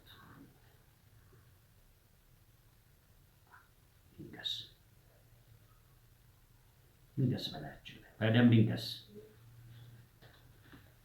የዓይናችሁ ወጥቷል፣ ነግሬያለሁ። አትጣሉት መልሳችሁ። ልጁን ካራራል እንዴት ነው ማን ነው ሊገዳደረኝ የሚችል ብለህ ቆም። ያመሰገነው እንቆያለን። ያው ሌሊት ብዙ ነገር ስላየሁ ነው ብዙ ወደዛ መግባት አልፈለኩም። አንዳንዱ ሰው ሙዞች እየተጎተቱ ሲሰጡት በረከት ማለት ነው። አንዳንዱ ሰው የተላጠ አንዳንዴ ዱባ አይደለም ትልልቅ ብርቱካን እንደ አይነት አይቼ ስለማን እንደ ብርቱካን የተላጠ የበረከት አየሮች ሲቡት ብርቱካንም ጥሩ ነው። ሙዝም መለስተኛ በረከቶች ናቸው። ሐሙስ ነው ስጋዎች ያዩት ሐሙስ ትልቅ በረከት ኬክ ሽንት በስጋዎች ናቸው። እንደዚህ ያውን ያዩት መለስተኛ። አንዳንዶቻችሁ ያው መታቆት ተገድቦ ነው የሚሰጣችሁ። ከተገደበበት ተወጡ ያው መታቆት ነው። የት ነኝ ልትሉ ስለምትችሉ የትም አይደላችሁ። በሰማይ ስፍራ ብርና ወርቅን የፈጠረ ብርና ወርቅን የሚያጠፋ የፈለገውን ይስባል፣ የፈለገውን ይበትናል። ትልቅ አምላክ ስር ነው ያለነው። ጨብጠን ይዘናል። እንዘጋጅ ለትምህርት። ማቀቀስ ብዬ ላረጋው ነው ሁሉንም። ይሄ አሁን የጊዜ መልእክትን የሰጠሁት በእርጋታ ነው። ትምህርት የሚሰጠው ተመስገን የባረን ቆይ ባታ የደስታ ዘይት ወርዷል። ፋሲካችን ወረደ። የእግዚአብሔር ደስታ ምናችን ነው? ገጠም አድርጋችሁ ያዙ። ስትይዙ በሙሉ ይለውጥ። ዓለም ላይ አሁን የምንላችሁ በነገሱ ላይ ያንግሰን፣ በረገጡ ላይ እርገጣቸው። የለውጥ የሪቫይቫሉ ነፋስ ዓለምን መልሶ ወደ ክርስቶስ ኢየሱስ ዘላለማዊ ሐሳብ ይመልስልን ዘንድ ወጥቷል። አሜን። ተመስገን እግዚአብሔር ሆይ ፋሲካ በመከታተል እናመሰግናለን። እግዚአብሔር ደስታ ያላችሁ ተባረክ። ከበር ብለን አንጠግብም። ገስ ብዬ መቼ ረካው ተባለ። በማለጃ ትፈልግ እጅ መንሻ ለምህረት የሌለው መጨረሻ ዛሬ ምህረት ይዞናል። እንደገና እንደዳን ጸጋ ተሰጥቶናል። ተሻግረናል። ፓን አፍሪካኒዝም የተባለች አጉል ዝነኛ ሀገር ላይ ኢየሱስ ንቅናቄህን አምጥተህ ፍጥረትን ትገላግልበት ዘንድ ሰማት ይሁን። ሰግናህ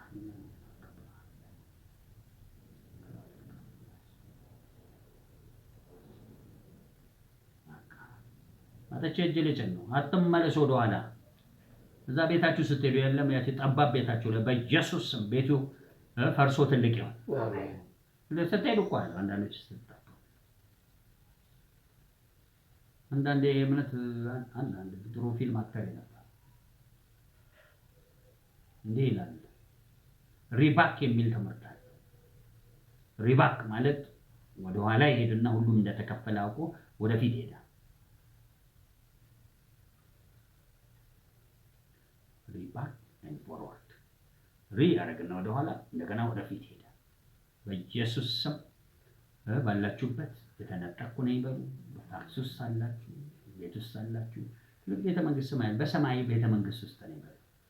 እንግዲህ ዓለም ላይ ድንጋይ ያለ ቤት ከምራህማ ከኛም ጋር ታገለግል። እኛ አሁን ድንጋይ ልንከምር አይደለም።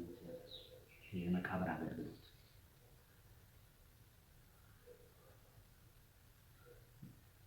ተመለሱ ስላላችሁ እኮ ነው። እንዳትመለሱ ያመማችሁ ድኛለሁ፣ አልቀበልህም፣ ያጣችሁ አግኝቻለሁ። ኢየሱስ በላይ ላይ ስጭን፣ ህዝብ ላይ ራሱ ላይ ቀመጥ። ጫኑ እጃችሁን ራሳችሁ ላለመመለስ። እዚህም ያላችሁ በእምነት ጫኑ ላለመመለስ። አይናችሁ በቃ ታልቅ ሆኗል፣ አይመለስ፣ አይጠበብ፣ ተመልሱ። በኢየሱስ በእምነት ጸልያለሁ። ካሉበት ቦታ ይልቅ አሁን በእምነት የጫንበት ሰማይ ስፍራ ላይ ለልጁ ያራራለት አብልጦ በሞ ሌላውን ነገር በሰጠን ቦታ ላይ ግን ከዚህ ውጭ ያለው ይመጣ። አሜን። ኢየሱስ ወደ ቦታ የሚመልስ ይመጣ። ኢየሱስ ወደ በሽታ የሚመልስ ይመጣ። ኢየሱስ ወደ ማጣት የሚመልስ ይመጣ። እንደገናም በከበረበት ቦታ ላይ እንዳይመላለሱ ከሚታየው ይልቅ የማይታየውን አምነው እንዳይኖር የሚከለክል ሁሉ ይነሳ። ጸጋ አብሮን ይቆይ። ከፍ በልልን። ቀሪ ትምህርቱን ተረከብ። ኢየሱስ መዝሙር ይሰጠኛል። ያው መታቆት ነው። እኔ ምክንያት መዝሙር አዘምሩ። እሺ ጌታ ግን መዝሙር ሰጥቷል። ክበር ብዬ ተቀበናል። እሱና ከትላንቱ ዛሬ ህይወት ያምሮበታል። መርዶ ለዲያብሎስ ማለዳ ደርሶታል። አሜን። አጥንቴም ጅማቴም ምን ይላል? ለሱ ይሰግዳል። ዕብራውያን 5 ላይ ነው የምንቆየው ከ6 እስከ 10። ይሄ እረኛዬ ተልኳችን ባለፈው ከጀመርነው ጋር ቢያያዝም እንደ አዲስ ያየሁት ነገር ነው።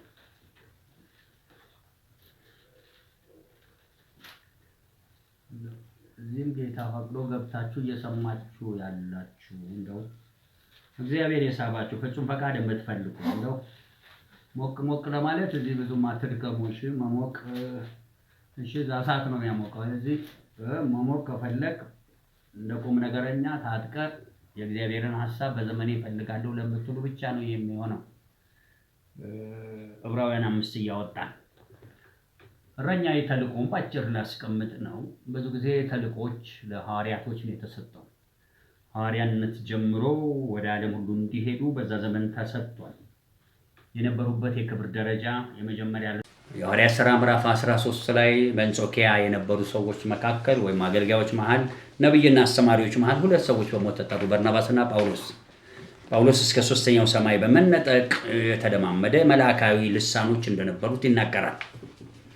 ሶስተኛ መለኮት ዓለም በጊዜው አልነበረም። ዮሐንስ ራእይ ላይ ያየው ሁሉ ለሰባቱ የኤሽያ ቤተክርስቲያን በኋላም ከዚህም በኋላ ውጣ ተብሎ ሰባቱን መናፍስቶች በሚገዛ ማንነት ኢየሱስ የሚያበራ የንጋት ኮከብ ሆኖ የተገለጠበት ራእይ ታየ።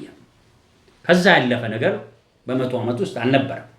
በ200ኛው ዓመት ካተከምቦ ሰማዕታት የሚባል የለም። በጊዜው ሮማ ውስጥ የነበረ ስደት ነበረና ከፍተኛ ስደት ተጠናቆ ቤተክርስቲያን ብዙ ህዝብ ተገሎባት ኤሌኒ የምትባል የሆነ መስቀል አየሁ ብላ የኦሪቱን ከጸጋ ጋር ያደባለቀ ሃይማኖት ተጀመረ። ከዛ ወዲህ የክርስትና መልክ ለብዙ ዓመት ጠፍቶ ነበር። ለብዙ ዓመት ማለት ፕሮቴስታንት እምነት እንደገና በማርቲን ሉተር ከመጀመሩ አልፎ በየቦታው ነበረ። ታሪክ ይናገራል። በ300ኛው ዓመት የተወሰነ ክርስትና ስለነበረ እንደ ዶክትሪን ለማውጣት ሞክረዋል። ብዙ በዶክትሪን የምናምን አይደለም፣ በድምጽ ነው የምናምን። ዶክትሪን የለም ማለት አይደለም። መንገድ፣ እውነት፣ ህይወት ስንት ነው? ዶክትሪን ነው የራሱ። ግን በዶክትሪን ስም ዝም ብለህ ኢየሱስን ይዘህ እንድትይዘው ብቻ አይደለም። ኢየሱስ ክርስቶስ ከመንገድ ከህይወትም በላይ ነው። እስቲ አሜን። ያድጋል ማለት ነው። የሚያድግ ዶክትሪን እንጂ ያለን ምን የሚል አይደለም። ዝም ብሎ በአንድ ቦታ የሚቆም አይደለም። ስለዚህ እረኛዊ ተልእኮች ሲባል ሐዋርያቶች ከሚያስተምሩት ባለፈ እግዚአብሔራዊነት ለማስተማር እግዚአብሔር እረኛ ነው። መጽሐፍ ቅዱስ በደሙ ኪዳን ታላቁ እረኛ የሆነ ብሎ ኢየሱስን እረኛ ያደርገዋል። እረኝነት ከፍተኛ የማዕረግ ክብር ነው። ምን አይነት ሲባል መለኮታዊነትን የያዘ የእግዚአብሔር መንፈስ መሪና አዛዥ ሆኖ ለህዝብ ምንድነው? እሱ እረኛ ነው። ስለዚህ ከነሱ የሚወጣ መለኮታዊ ድምጽ ከአንድ ሐዋርያን ነብይ ምን ተብለው መናፍስትን በመግዛትና ወንጌልን በመላእክ ደረጃ ከሚያገለግሉት ከፍ ያለ አቀማመጥ ለማስቀመጥ ነው። እረኛዊ ምን ነው ተልእኮ ወይም ሚሽን ተብሎ ይጠራል። ትምህርቱ እግዚአብሔራዊ ወደ መሆን እንድትመጡ ዝም ብሎ ሐዋርያን ነብይ ነኝ ብሎ ባለ አገልግሎት ላይ ብቻ እንዳትቀሩ ነው። ይሄው ትምህርት ብዙ አስተምሬ ዛሬ አንድ ቦታ ላይ ነው ያለነው። ተግባራዊ ክርስትና የዛሬ ትኩስ ቃል ምንድነው የሚል ነው። ምን ማለት ነው? ሁሉ ነገር አሁን ይሄ ሆኖ ባለበት መሃል እግዚአብሔር የሚፈልገው ትኩስ ቃል በለን ጊዜ ወስደን ብዙ ነገር አስተምራለሁ። ዛሬ ወደ ኋላ ሄጄ አልተነጥንም። አንዲት መስመር ብቻ ነካለሁ። ወደፊት እናንተ እዚህ የገባችሁ ወደኋላ ደግማለሁ። የምደግምበት ምክንያት ምን ያህል አዲስ ኪዳን እንዴት እንደገባ ትምህርት ተሰጥቶ ነው እዚህ ላይ ያለ ነው። ስለዚህ ዘለን ስለገባን በመሃል ካስፈለገ አብራራለሁ። ቦታችን ላይ እንሂድ። ርዕስ የምትፈልጉ በራስ ማንነት ውስጥ የራስን አቋም ቀንበር መስበር በሚል ነው የማገለግለው ዛሬ። ዕብራውያን 5:7 ጀምሮ አነባለሁ። ርዕሴ ተግባራዊ ክርስትና የዛሬ ትኩስ ቃል ምንድነው ሲባል በራስ ማንነት ውስጥ የራስ አቋምን ቀንበሮች መስበር በሚል ነው።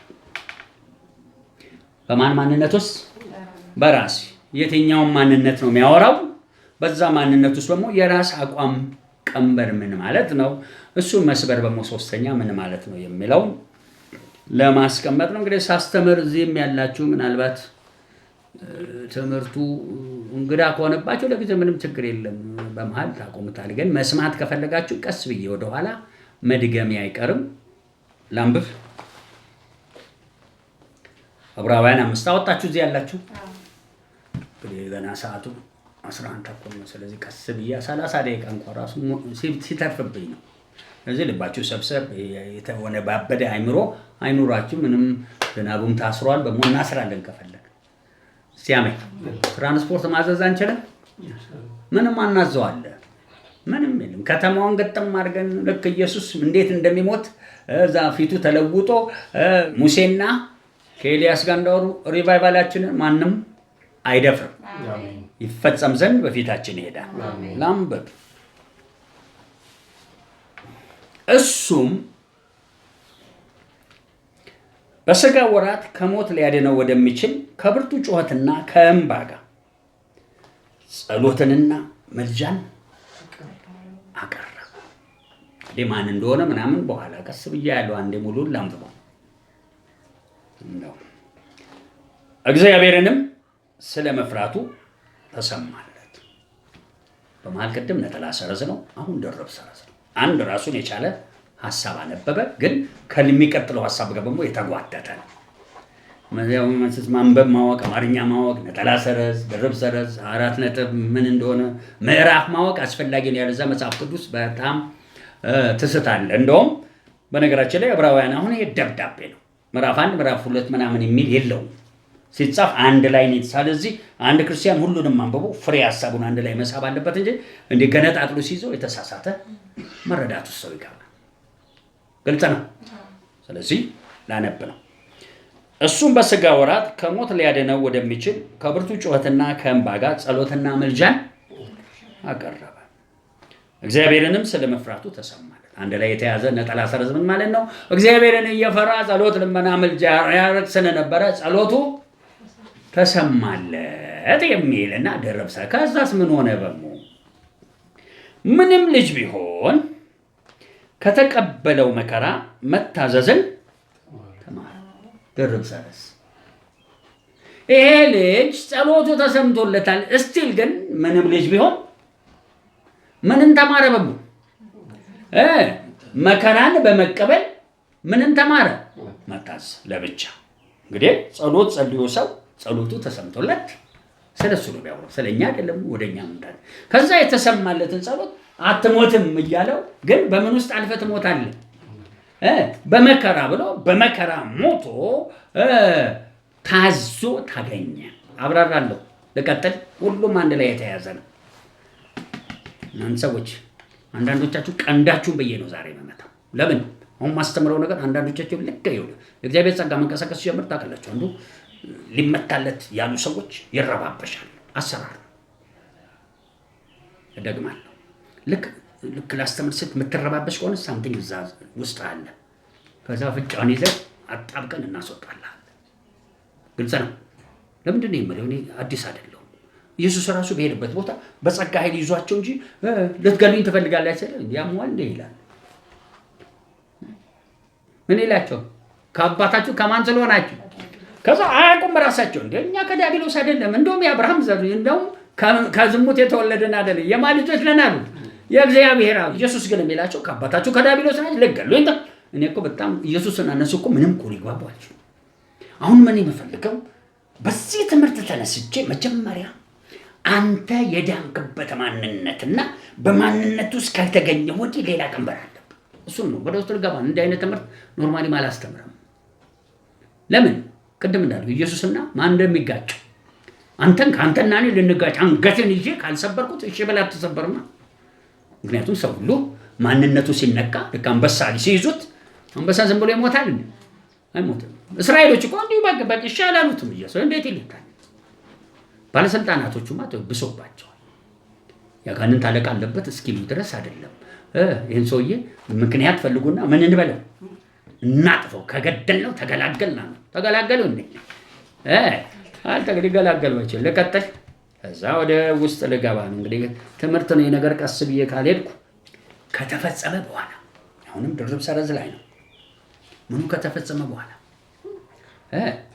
ያንን መከራ በመቀበል መታዘዝን ከጨረሰ በኋላ ካልተፈጸመች የለም ማለት ነው። በእግዚአብሔር እንደ መልከጼዴቅ ሹመት ሊቀ ካህን ተብሎ ስለተጠራ ድሮ መልከጼዴቅ አልነበረም ወይ? እንዴት አሁን ተመልሶ ሆነ የሚለው ጥያቄ ገና ይመጣል። ግን እኔ አሁን ወደዛ ገና ላስተምር። በእግዚአብሔር እንደ መልከጼዴቅ ሹመት ሊቀ ካህን ተብሎ ስለተጠራ ድርብ ሰረዝ ነጠላ ሀሳብ ከአሁን የሚቀጥለው ጋር ምን ያለች ብቻዋን አትቆም። ለሚታዘዙት ሁሉ እሱ ታዞ ስለጨረሰ ምን ለምን መከራ ገብቶ ለሚታዘዙ ነው እያለ ያለ በኋላ መጣበታል። አሁን ለሚታዘዙት ሁሉ የዘላለም መዳን ምክንያቱ እሱ በመታዘዙ የታዘዘውን ተቀብለው ለታዘዙ ምን ይሆንላቸዋል? የዘላለም መዳን ምክንያቱ ሆነላቸው። እንግዲህ እቺ ተራ ዕብራውያን ላይ ፍሬ ነገሩን ቀስ ብዬ አስቀምጬ እኔ የምፈልገው አፕ ቱ ዴት ሬማ የመቼ አሁን የምንቸገርበትን ችግር እንጂ የምፈልገው ስለ ዘላለም መዳን አይደለም ማለት ነው። ክብሩን ጌታ ይውሰድ። እንግዲህ ዕብራውያን ላይ ጳውሎስ የተባለ አገልጋይ ያስቀምጠውን ባጭሩ ዝም ብለን ፍሬ ነገሩን አስቀምጣለሁ። ሐዋርያ ጳውሎስ ዕብራውያን አንድ ገና በቃ ደብዳቤውን ሲጀምር እንዲህ ይላቸዋል። በቀደመው በአባቶቻችን ዘመን በነቢያት ተናገረ፣ አሁን ግን በመጨረሻ በአንድ ልጁ ተናገረ። ይህ አንድ ልጁ ከመልአክ ይበልጣል ብሎ ምን ይል ጀመር? ያስረዳቸው ጀመር። ማንንም መልአክ ልጄ ብሎ እነለፈው ሰፈር አይደለሁም፣ ግን እንዲገባቸው ከዕብራውያን አንድ እስከ መጨረሻው ፍሬ ነገር ደብዳቤውን በደንብ ያላወቀ ሰው ማስተማር የለበት። ሲያስተምር ደግሞ በዕብራውያን ዘመን የተሰደዱ ዘመን ብቻ የሚያስተምር ሆነ እኛ ዕብራውያኖችም አይደለንም። ምኖች ነን? ኢትዮጵያኖች ሆነን ዳግም የተወለድን ኢትዮጵያዊነት ውስጣችን እንደ ጭር የምትል ዶሮ በጣም ብዙ ውስብስብ ችግር ያለን ህዝቦች ነን። እስራኤሎች የራሳቸውን ቢኖራቸው እኛ ደግሞ የራሳችንን። እኛም አይሁዳዊ ዘር የለንም። እኛ ያለን ኢትዮጵያዊ ኩሽ ከሚባል ህዝብ ኢትዮጲስ የተባለ ከዛ ዘውድ ሁለት የዛርና የአጋንንት ዘውድ ያለበት ተዳቅሎ የተወለድን የኢትዮጲስ ልጆች ነን። ሀበሻ አንዳንድ ሰው እስስት ይለናል። ኢትዮጵያዊ ምኑ አይገኝም። እንደ ፈረንጅ አይደለንም። ፈረንጅ ልክ ሲናደዱ ልና ፊቱ ይቀላል። ሀበሻ ግን ይቀላል። ምን ውስጥ ሆድ ውስጥ ይላል። በኋላ ምን እንደሚያደርግ ምን ይላል? ከሀበሻ ጋር ለመኖር ኢየሱስ ከራሱ ህዝብ ጋር እንደነሱ ነው ኖሮ ወንጌል የሰበከው። ታዲያ እኔ አሁን ዓለም አቀፋዊ አገልግሎት ስላለን ቀስ ብዬ ወደዛ ውስጥ ለመሄድ ነው። ስለዚህ ለዕብራውያኖቹ ሲጽፍ ይሄን አለና ቀጥሎ ደግሞ ህጉን አነሳና ሎሌ ነው ማን? ሙሴ። ይሄ ግን ልጅ ነው ብሎ እያብራራ ባለበት መሃል ከሙሴ አውጥቶት የኢየሱስን ክብር በሙሉ ብቻ መናገር ፈለገ። ከዛስ ብቀጥልላችሁ እዚያው ምዕራፍ 5 6 7 8 ሲቀጥል ምን ያወራል? እሱ ቅዱስ ሆኖ እኛን ፍጹማን ሊያደርገን እንዲሆነልን ብሎ ምዕራፍ 7 8 ከዛ ልክ 9 ሲጨርስ 10 ላይ ሌላ ታሪክ ያነሳል። የሚያነሳው ይሄው ዕብራዊ ስለ አይሁዶች ማንሳት ይጀምራል። እስቲ አሜን። አንዱን ላንብብ ይቅርታ። 1 ከ7 7 25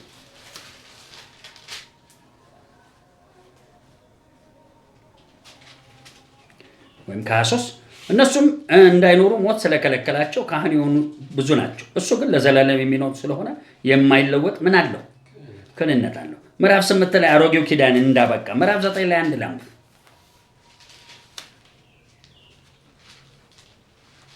ምዕራፍ 10 ያው አንዴ ባጭር ለማስቀመጥ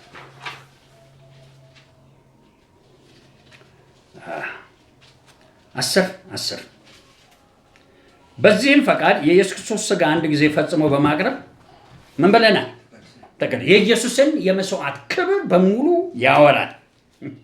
እስቲ አሜን። በሕጉና ምዕራፍ 10 ላይ ከዛ አደራ ወደ ምዕራፍ 11 ሲሄድ እምነት ምን እንደሆነ ማስተማር ይጀምራል። ክብሩን ጌታ ይውሰድ። እንግዲህ ዕብራውያንን ወስደን ሮሜ ላይ ብንከት ሮሜዎችን ሲያስረዳ ሐዋርያው ጳውሎስ ስለ እስራኤሎችም ታላቅነት ማስረዳት ይጀምራል። ሁሉንም መጽሐፍ ያው ደብዳቤው የአንድ ሰው ያስተሳሰብ ሙላት ነው። እስቲ አሜን። ሰውን ባንለው ሐዋርያ የሆነ ማንም ይባል ጳውሎስ። እኛ ከዛ መሃል እኛ ዛሬ የምንፈልገው ቦታ ላይ ሊሄድ ነው። ክብሩን ጌታ ይውሰድ። ምዕራፍ 5 እንግዲህ ዋናችን ኢየሱስ እሱም በሥጋ ወራት የሚል መልእክት ያስቀምጣል። እንግዲህ ይሄ እርሱ የተባለለት ትንሽ ታሪኩን በደንብ ለማስቀመጥ አንድ በአብ ቀኝ የነበረ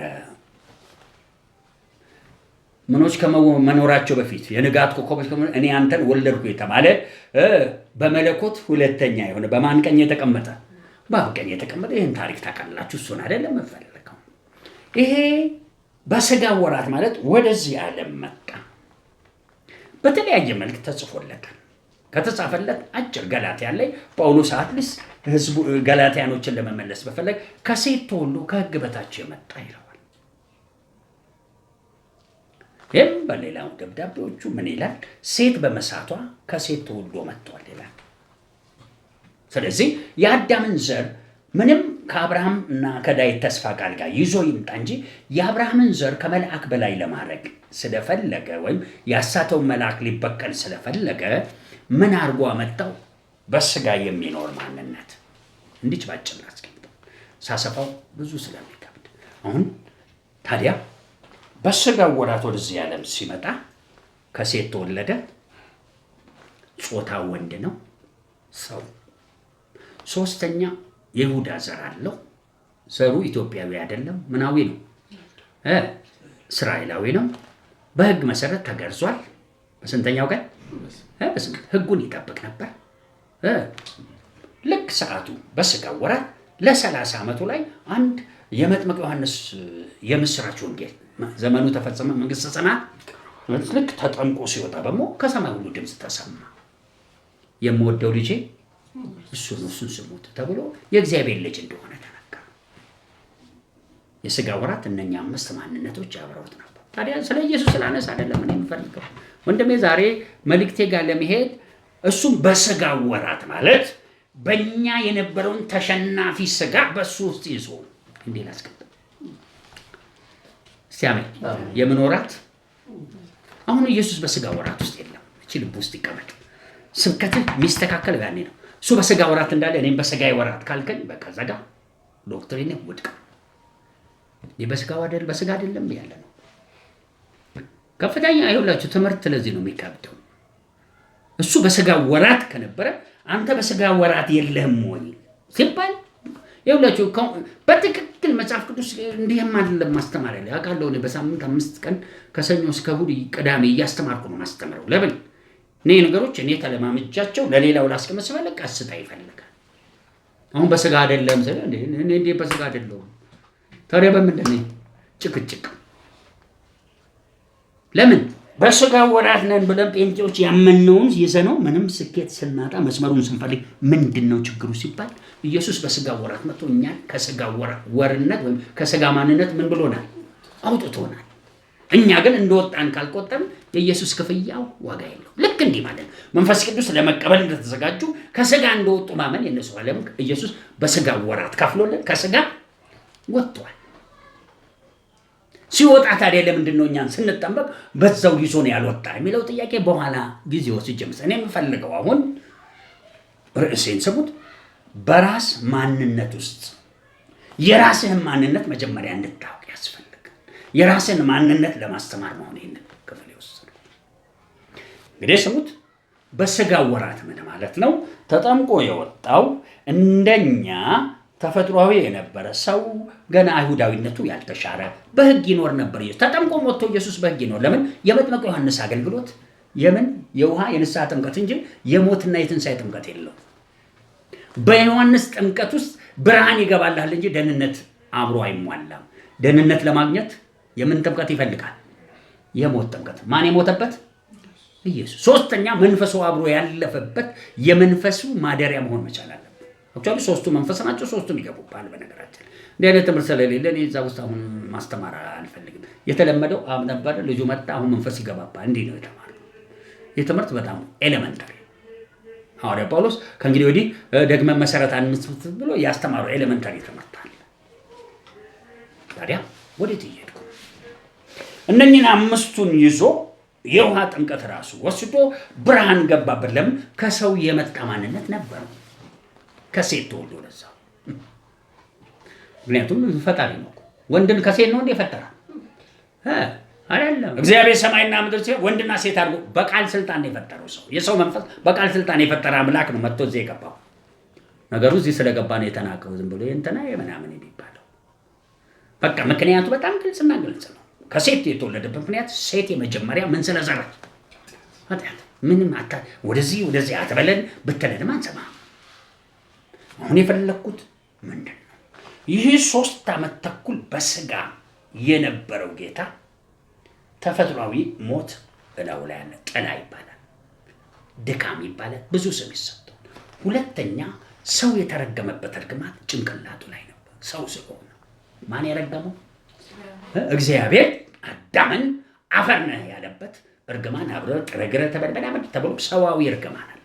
ሶስተኛ አይሁዳዊ ዘሮች በሮማ መንግስት ስር ሆነው አይሁዶች የተረገሙበት የምን እርግማን?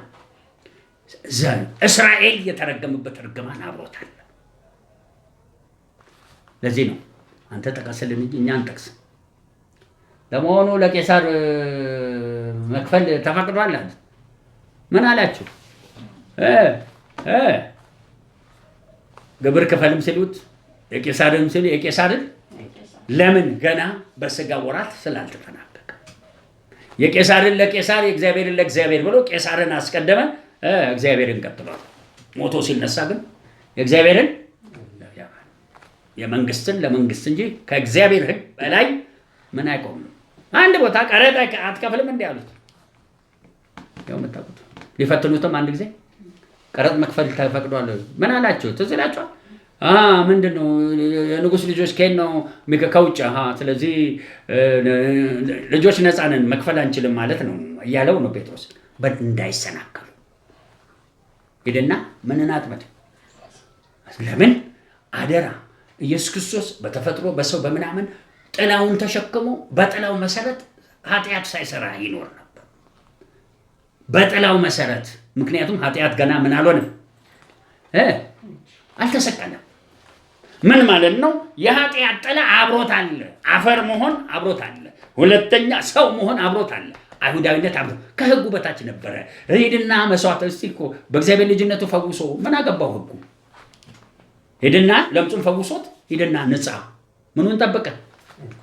እዚህ ላይ ደግሞ ሲመጣ ኩራቱ የማን ሰዎች ይፈራሉ። አትፍራ፣ እንዲህ ነው የተጻፈው። እዛ ላይ ምን ይላል? ለጠፉ በጎች ነው የተላኩት። ለምኖች አልተላኩም። ከአይሁዶች ለውሻ አልተላኩም፣ ለአሕዛብ አልተላኩም ማለት። ሴትዮዋ ግን ተጨቃጨቀች። እንዴ ባትላክም እኛ አሕዛብ ቡችሎች ነን፣ ከምንም በላለን። ከአይሁድ ፍርፋሪ ዋጥ። ትልቁ ችግር እኮ በስጋ እስኪጨርሰው አርጓል። አትከራከረ ያረገውን አትካድ። ግን ይሄ ሁሉ ያረገው የግድ እንደ ሰው ተዋርዶ ስለመጣ በዛ በተዋረደ ማንነት ውስጥ እነኝን ነገሮች እንደ ጽድቅ ስለተቆጠሩ እንደ ጽድቅ ያረጋቸው ነበር። ስለዚህ ነው አሁን ኃጢአት አልሰራም የሚባለው። በአይሁድነቱ ለውሾች አለመስጠቱ ለእግዚአብሔር እንደምንድን ነው? እንደ ጽድቅ ነው። ለአንተ ግን እንዴት ውሻ ይላል ሰው ያለበት ምክንያት ጥላውን ተሸክሟል። የትኛውን ጥላ? የሰው ልጅ ተረግሞ አሁን እንዲህ በዘር መከፋፈልን አይሁዶች ከሌሎች ዘሮች የተለዩ እንደሆነ እንደ እሱም እኮ ራሱ በስብከትም ብሎታል። እዛች ምን ሴት ዋልት ቀዳ የመጣች ሴት እናንተ ለማታውቁት ነው የምትሰግዱት አለ በተራራ ላይ። መዳን ከየት ነው? ከኛ ነው ከአይሁዶች። እንዴ የሰውዬ ያደላል እንዴ? እግዚአብሔር አይደለ እንዴ? እግዚአብሔር አይደለም እንዴ? ወገኔ አንተ አሕዛብ ጮሮንጮ ሰው ሰይጣን ሊያድን አይሁድ ሆኖ በመምጣቱ ማመስገን ያለብህ። ሌላውን ሕዝብ ውሻ በማለቱ ደስ ነው መሰየት ያለብህ። ለምን? በምን ወራት? በስጋ ወራቱ ያጸድቅ ነው። እሱ ብቻ የሙሴን ሕግ ይጠብቅ ነበር። የሙሴ ሕግ ላንተ ምን አገባ? የሙሴ ሕግ ለማን የተሰጠው? ለአይሁዶች። ምንም የሚያገባ ነገር የለም። አብርሃምን ለምን መረጠ ብለህ ተጣላ እንዴ? አብርሃም እኮ እንዳንተ ሲሪያ ከሚባል ሕዝብ መካከል በ7 ዓመት እግዚአብሔር መረጠ። ምን አገባ? ጭቅጭቆ ነው እኮ ሰው ሪቤል ስለሚያደርግ አሁን በተፈጥሮ ሪቤል የማድረግ ነገር ስላለው ዛሬ መልክቴ ነው የተጫነብህን የማንን ፈቃድ? የራስን ፈቃድ ቀንበር መስበር። እሱን ለመስበር መጀመሪያ ስለ መዳን መስማት ስላለብህ አሁን ካልዳንክ ዳን ስትድን ነው አሁን የስብከት የሚሰራው። ለመዳን ደግሞ አሁን እያስቀመጥኩ ያለው ኢየሱስ ክርስቶስ ሕጉን እየተከተለ ሊያፈርሰው እየሄደ ይከተለዋል። ከዛ አንዳንዴ ደግሞ ሸነጥ ሲያደርገው የማን ልጅነት ነው? አብ የሰጠኝን ስራ መፈጸም አለብኝ ይላል። ስለዚህ ማንም ሰርቶት የማያውቀው 4 ቀን የቆየ ሰው ምን ያወጣል? ከሙታን ያስነሳ። ሙሴ ያመነዘረ ተሰብስባ ምን ተበል ትገደል ተብሎ ሰብስቦ ሲያመጡ እኔም አልፈርድብሽም ሂጂ። በየትኛው ማንነቱ ነው? በእስራኤል ሕግማ እሱ ራሱ የመጀመሪያ ድንጋይ አንስቶ ይመታል። ሲፈልግ ያንን ትልቁን ይቀዳል፣ ሲፈልግ የኛው፣ ሲፈልግ 5ቱ ነው።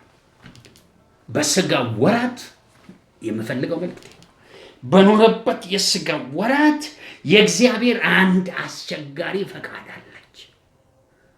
ከሴት ተወልዶ መምጣቱም ቀላል ባይሆንም እግዚአብሔር ስለሆነ እሺ ብሎ ራሱን ባዶ አድርጎ በምን መልክ ተገኘ?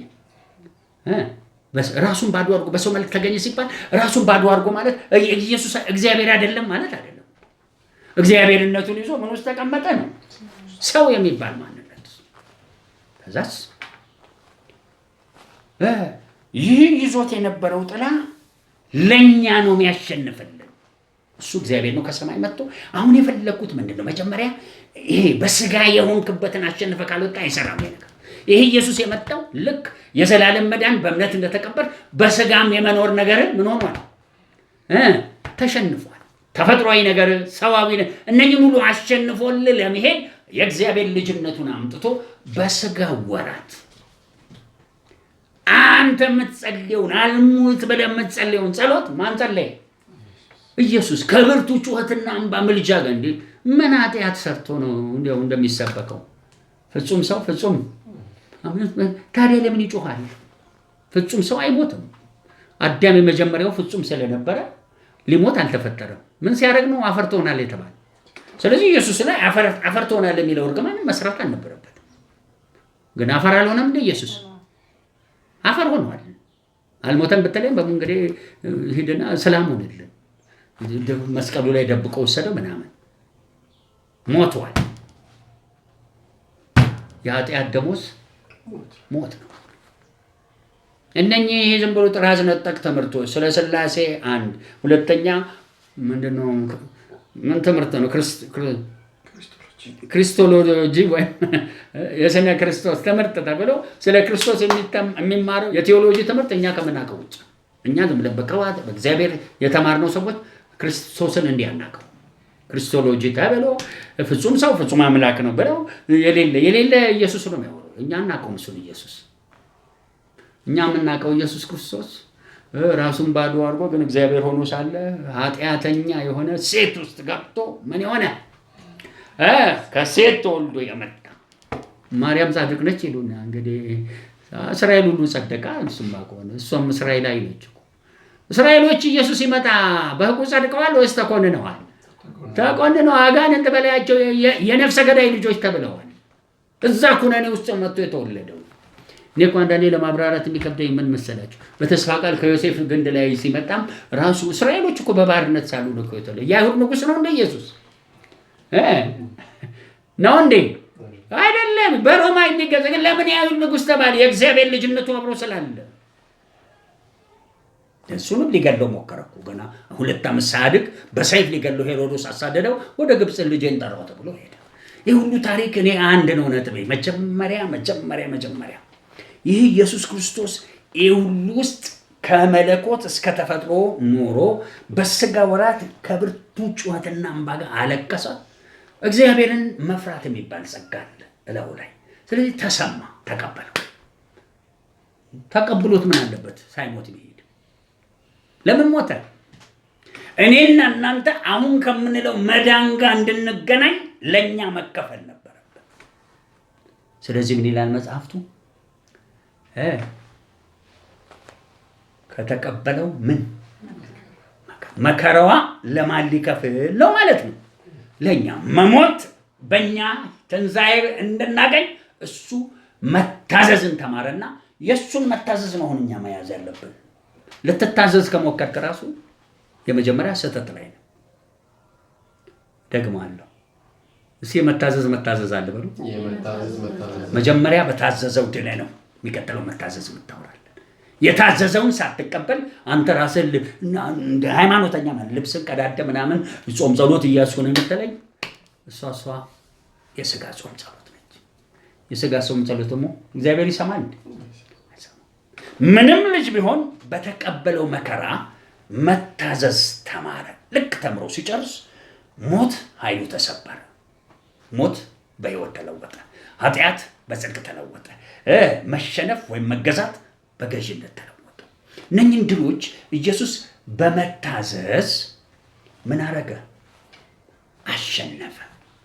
ከዛስ ምን ይላል ቀጥሎ? አሁን እኔ የፈለኩት የሱ ይሄ ትምህርት ይኸውላችሁ እናንተ ተምራችኋል። ድሮ የምፈልገው እሱ በመታዘዝ የሁላችን ሊቀ ካህን ሲሆን ምን ይላል?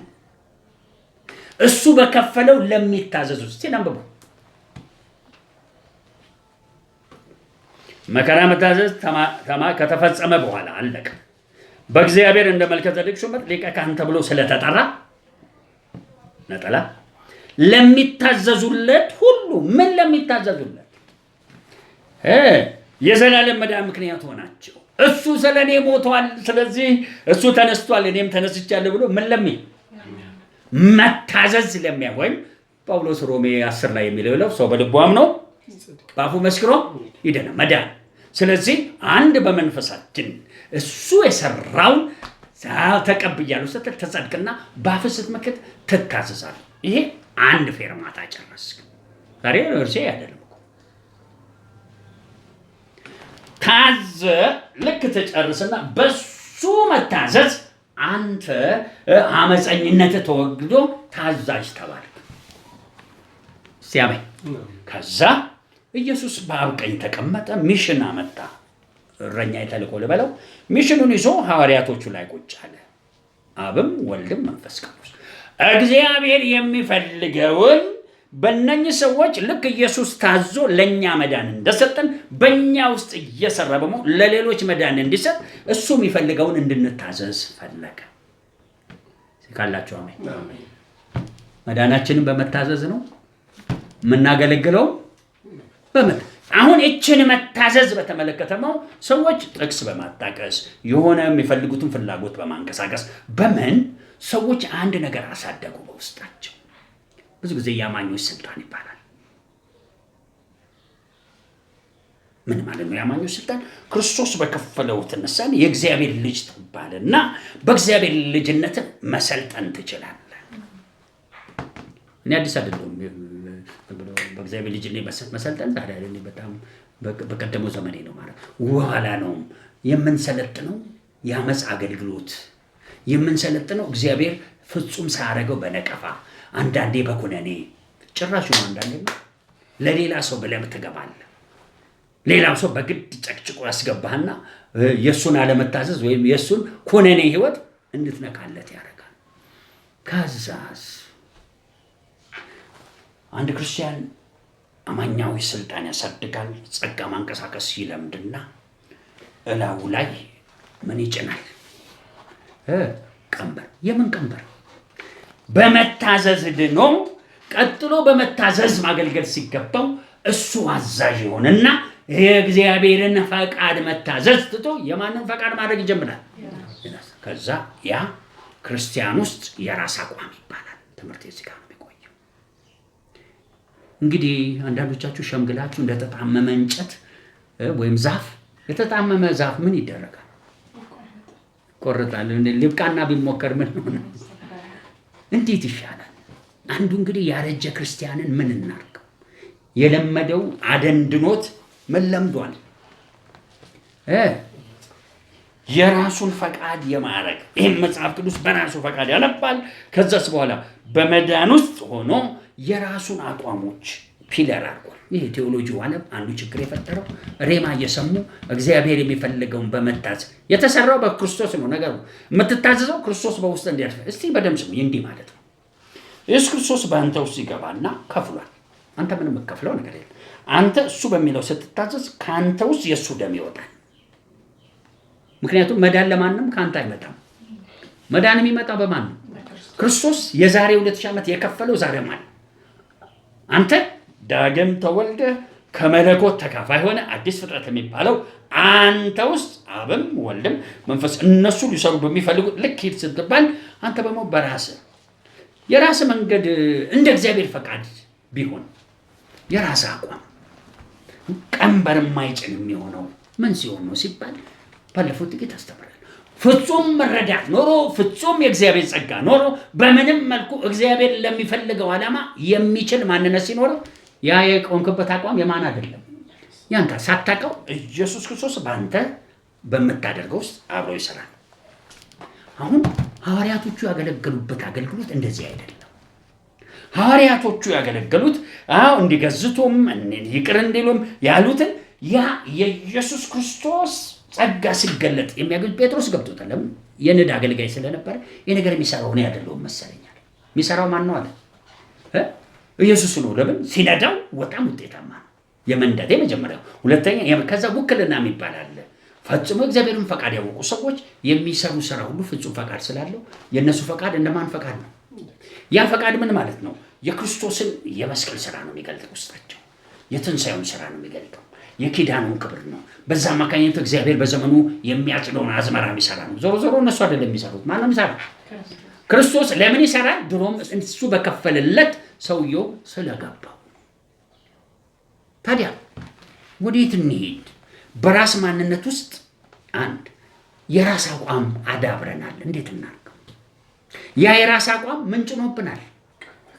ቀንበር ለምን ይጭናል? እስቲ ማንን ልጠይቅ? አንዳንዴ ስጠይቃችሁ ነው እዚህ በዛ አንተ ሰሙኝ በደም አንድ ሰው መዳን በራሱ ስለማይችል ጌታን ተቀበለ፣ አመነ፣ ጸደቀ፣ በአፉ መሰከረ፣ ዳነ። ሁሉም ስራ በክርስቶስ ነው የተሰራው። ጥሩ ሰውየው ዳነ፣ አደገ፣ ምን አለ? ማንነት ኖረው። የእግዚአብሔር ልጅነት ወይም እግዚአብሔራዊነት ወይም የመንፈስ ቅዱስ ቤተ መቅደስ ሆነ። ከዛ ሰውዬ ልክ ስራ ሊታዘዝ ሲፈልግ ይሄ ስራ በሱ መሰራት አይችልም። ግን የእግዚአብሔር ልጅ አይደለም እንደሱ ነው። አይችልም።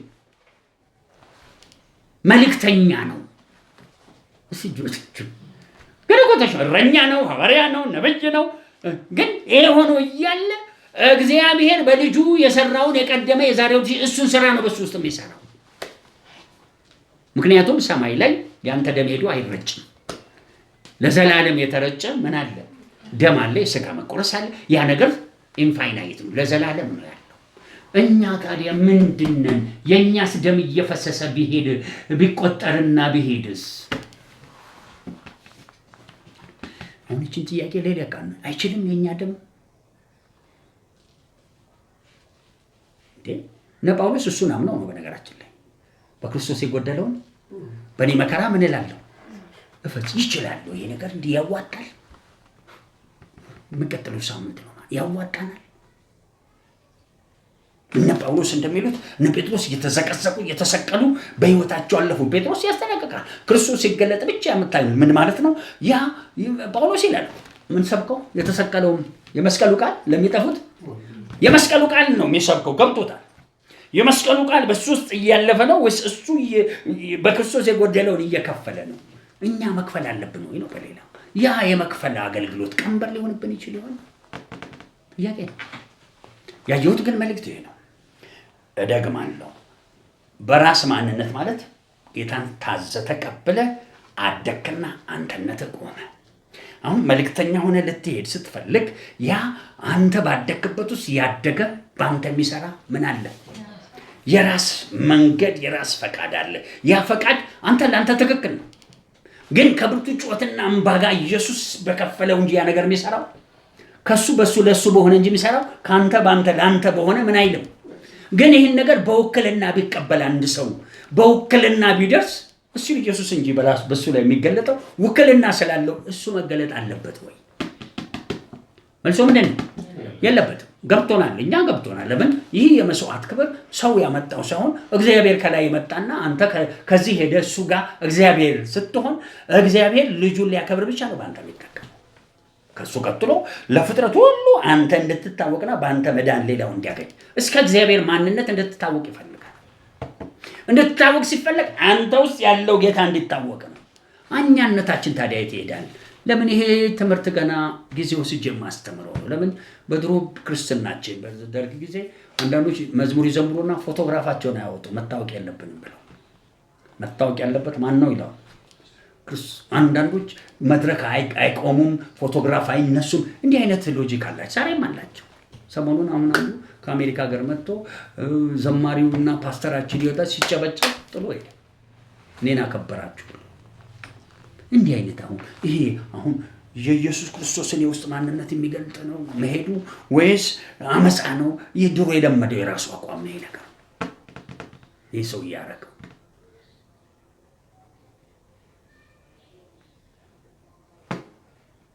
ታዲያ ጥያቄ እንደገና ልደግማት ነው።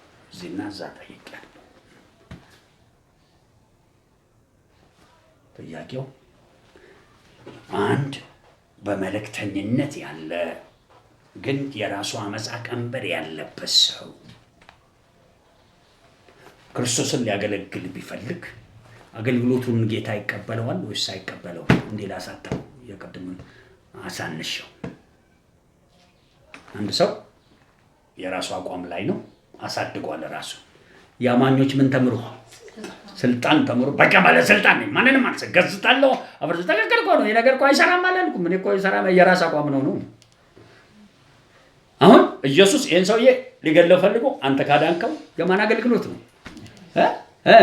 ያንተ ነው። ይሄን ደግሞ ሊባርከው ፈልጎ አንተ አመፀኛ ብሎ ቢያስረው የሰውዬ ነው የሚያስረው እንጂ የእግዚአብሔር ልጅ አላሰረው። ኢየሱስ አሁን የማንን ፈቃድ ሊፈጽም ነው የመጣው? የአብን በመፈጸም ነው ታዞ ወራሽ የሆነው እንጂ ኢየሱስ የራሱ ፈቃድ የለውም ማለት አልነበረም። ቅባት ወርዷል። አሜን። ምን ሊያረክ ዜጋ የቅባቱ ውፍረት ምንን ይሰብራል? ከዛ በሙሉ እግራችን ስር ሄዶ ይወድቃል። አሜን። በሆነ ጥቅስ ተለማምደን በሆነ መንፈሳዊ ተለማምደን የማን የሆነው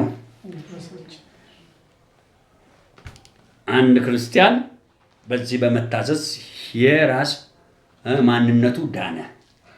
ከዛ በኋላ ግን ህይወቱ ያደገው በማን ፈቃድ ላይ መኖር ነው? በራሱ ፈቃድ ላይ ወይም በራሱ ማንነት በደጋግሜ ይላል እኮ ክርስቶስ ኢየሱስ ጳውሎስ ከሰበከው የተጣልኩ እንዳሉ ምንን አስጎስማለሁ? ስጋዬን። እግዚአብሔር ይቀበለዋል?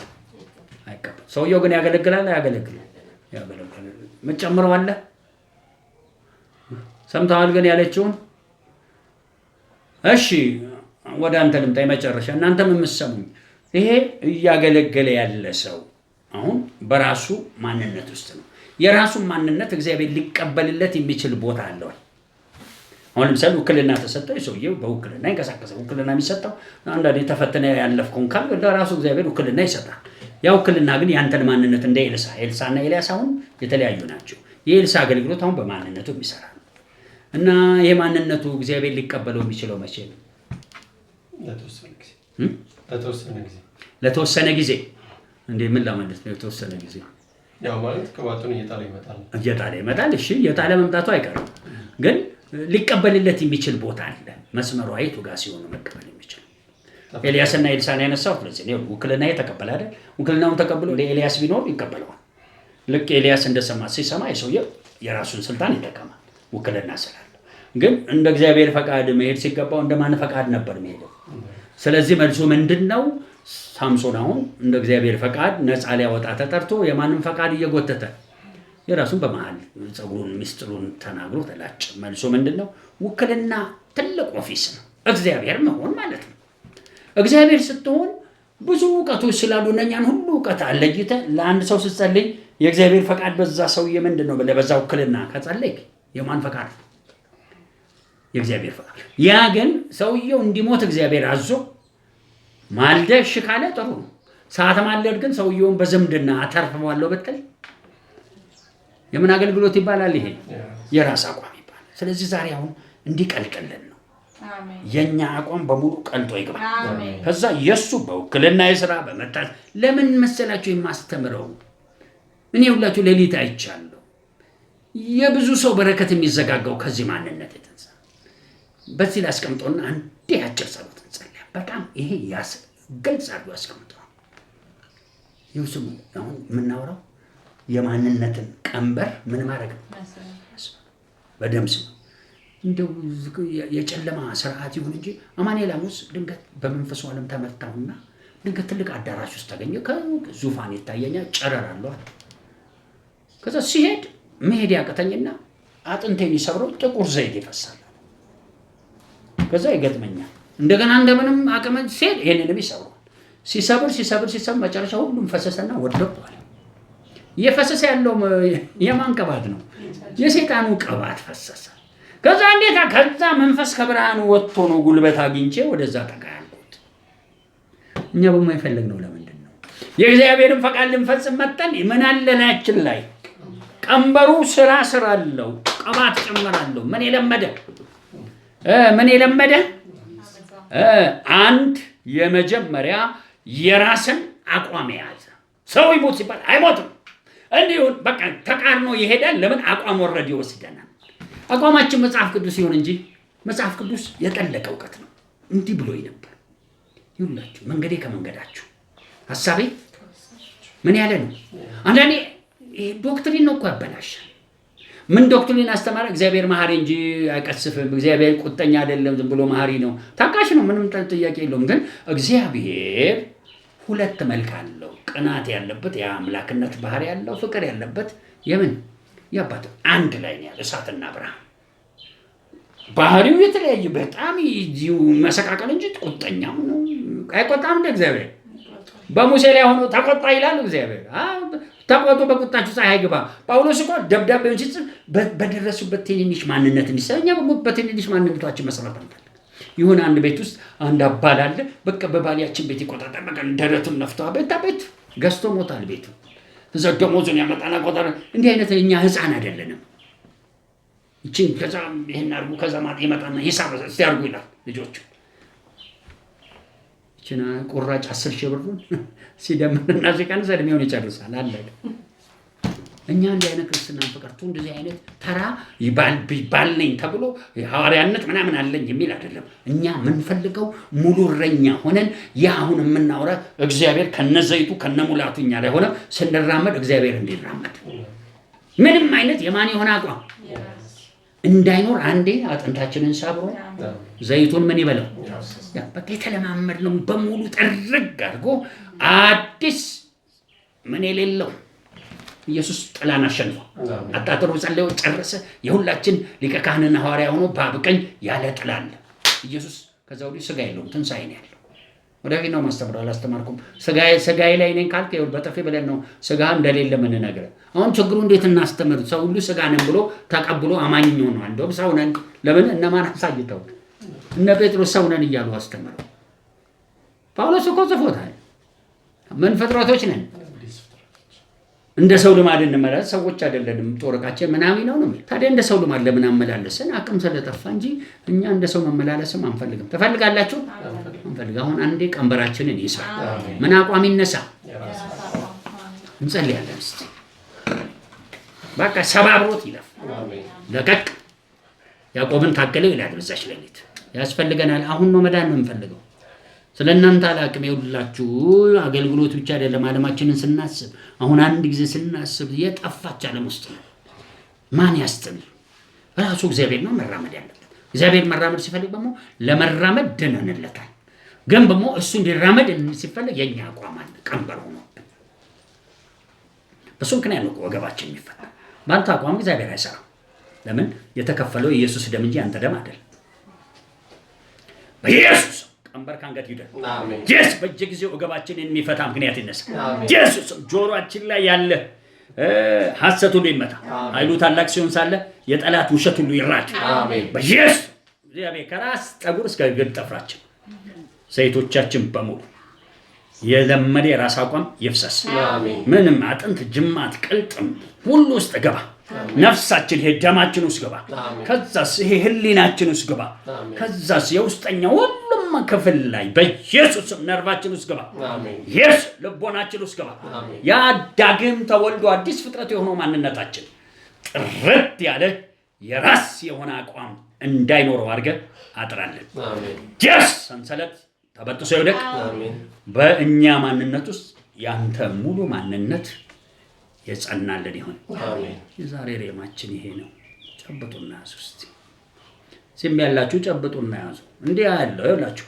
የተገጠመባችሁ የሐሰት ትንቢት ይሄ በመላክ በመናመን ማንም ሟርቶ ጴንጤ ሟርቶ ጨመረ ቸርቾች የገዘቱት ሁሉ አብሮ ይነሳል አሜን የተጠመጠመ ነገር ሲፈታ አሜን አይቻልም የተባለ ነገር ሁሉ በእናንተ ዘመን ወደ መቻል ይመጣል አሜን ጨብጡ ያዙ እዚህም ያላችሁ እንደው ቆርጣችሁ እየተከተላችሁ ብዙም ቼክ አላረግም ግን እናንተ ቆርጣችሁ እዚህ ቦታ ላይ ያለውን ስራ የምትከተሉ የለውጥ አየር በእናንተ ላይ መሆኑ አይቀርም ታገሱ የህፃን ስራን ሰላም የህፃን ያቦካው ለራትም አይበቃ ጊዜ ተወስዶ አንድ ቀን የአንድ ሳምንት የአንድ ዓመትም ስራ አይደለም ያዝ ነው ንቅናቄ ምድራችን ላይ ወጥቷል አሜን ለናስፈጽም ባለንበት ሰዎችን ለዛ ለማብቃት ነው እየሰራን ያለነው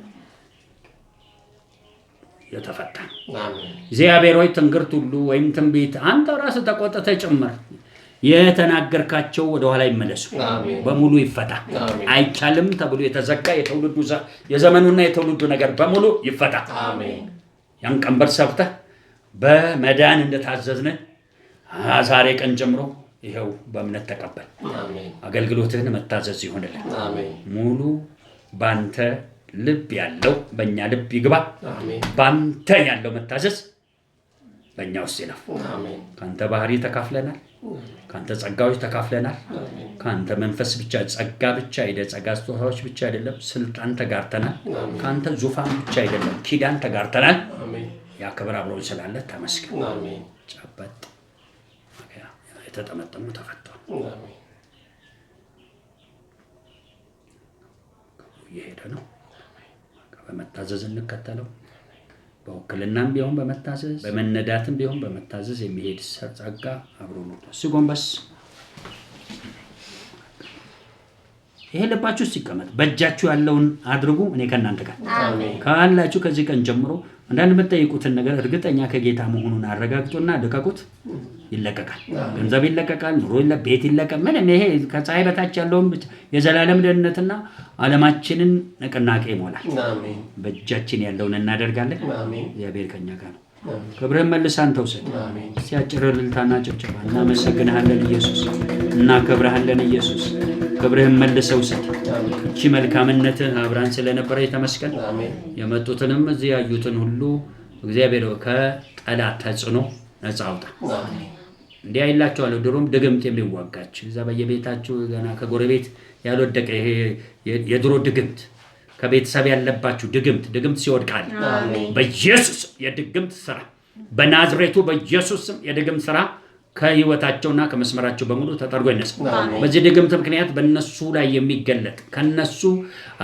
የራስ አቋም ሌላ የጨለማ አቋም አብሮ ይሰራል የተደበቀ የጨለማ አቋም ሰበር አሜን ተባረክልን አሜን ሰላም አሳድረን አሜን በኢየሱስ ተባረኩልን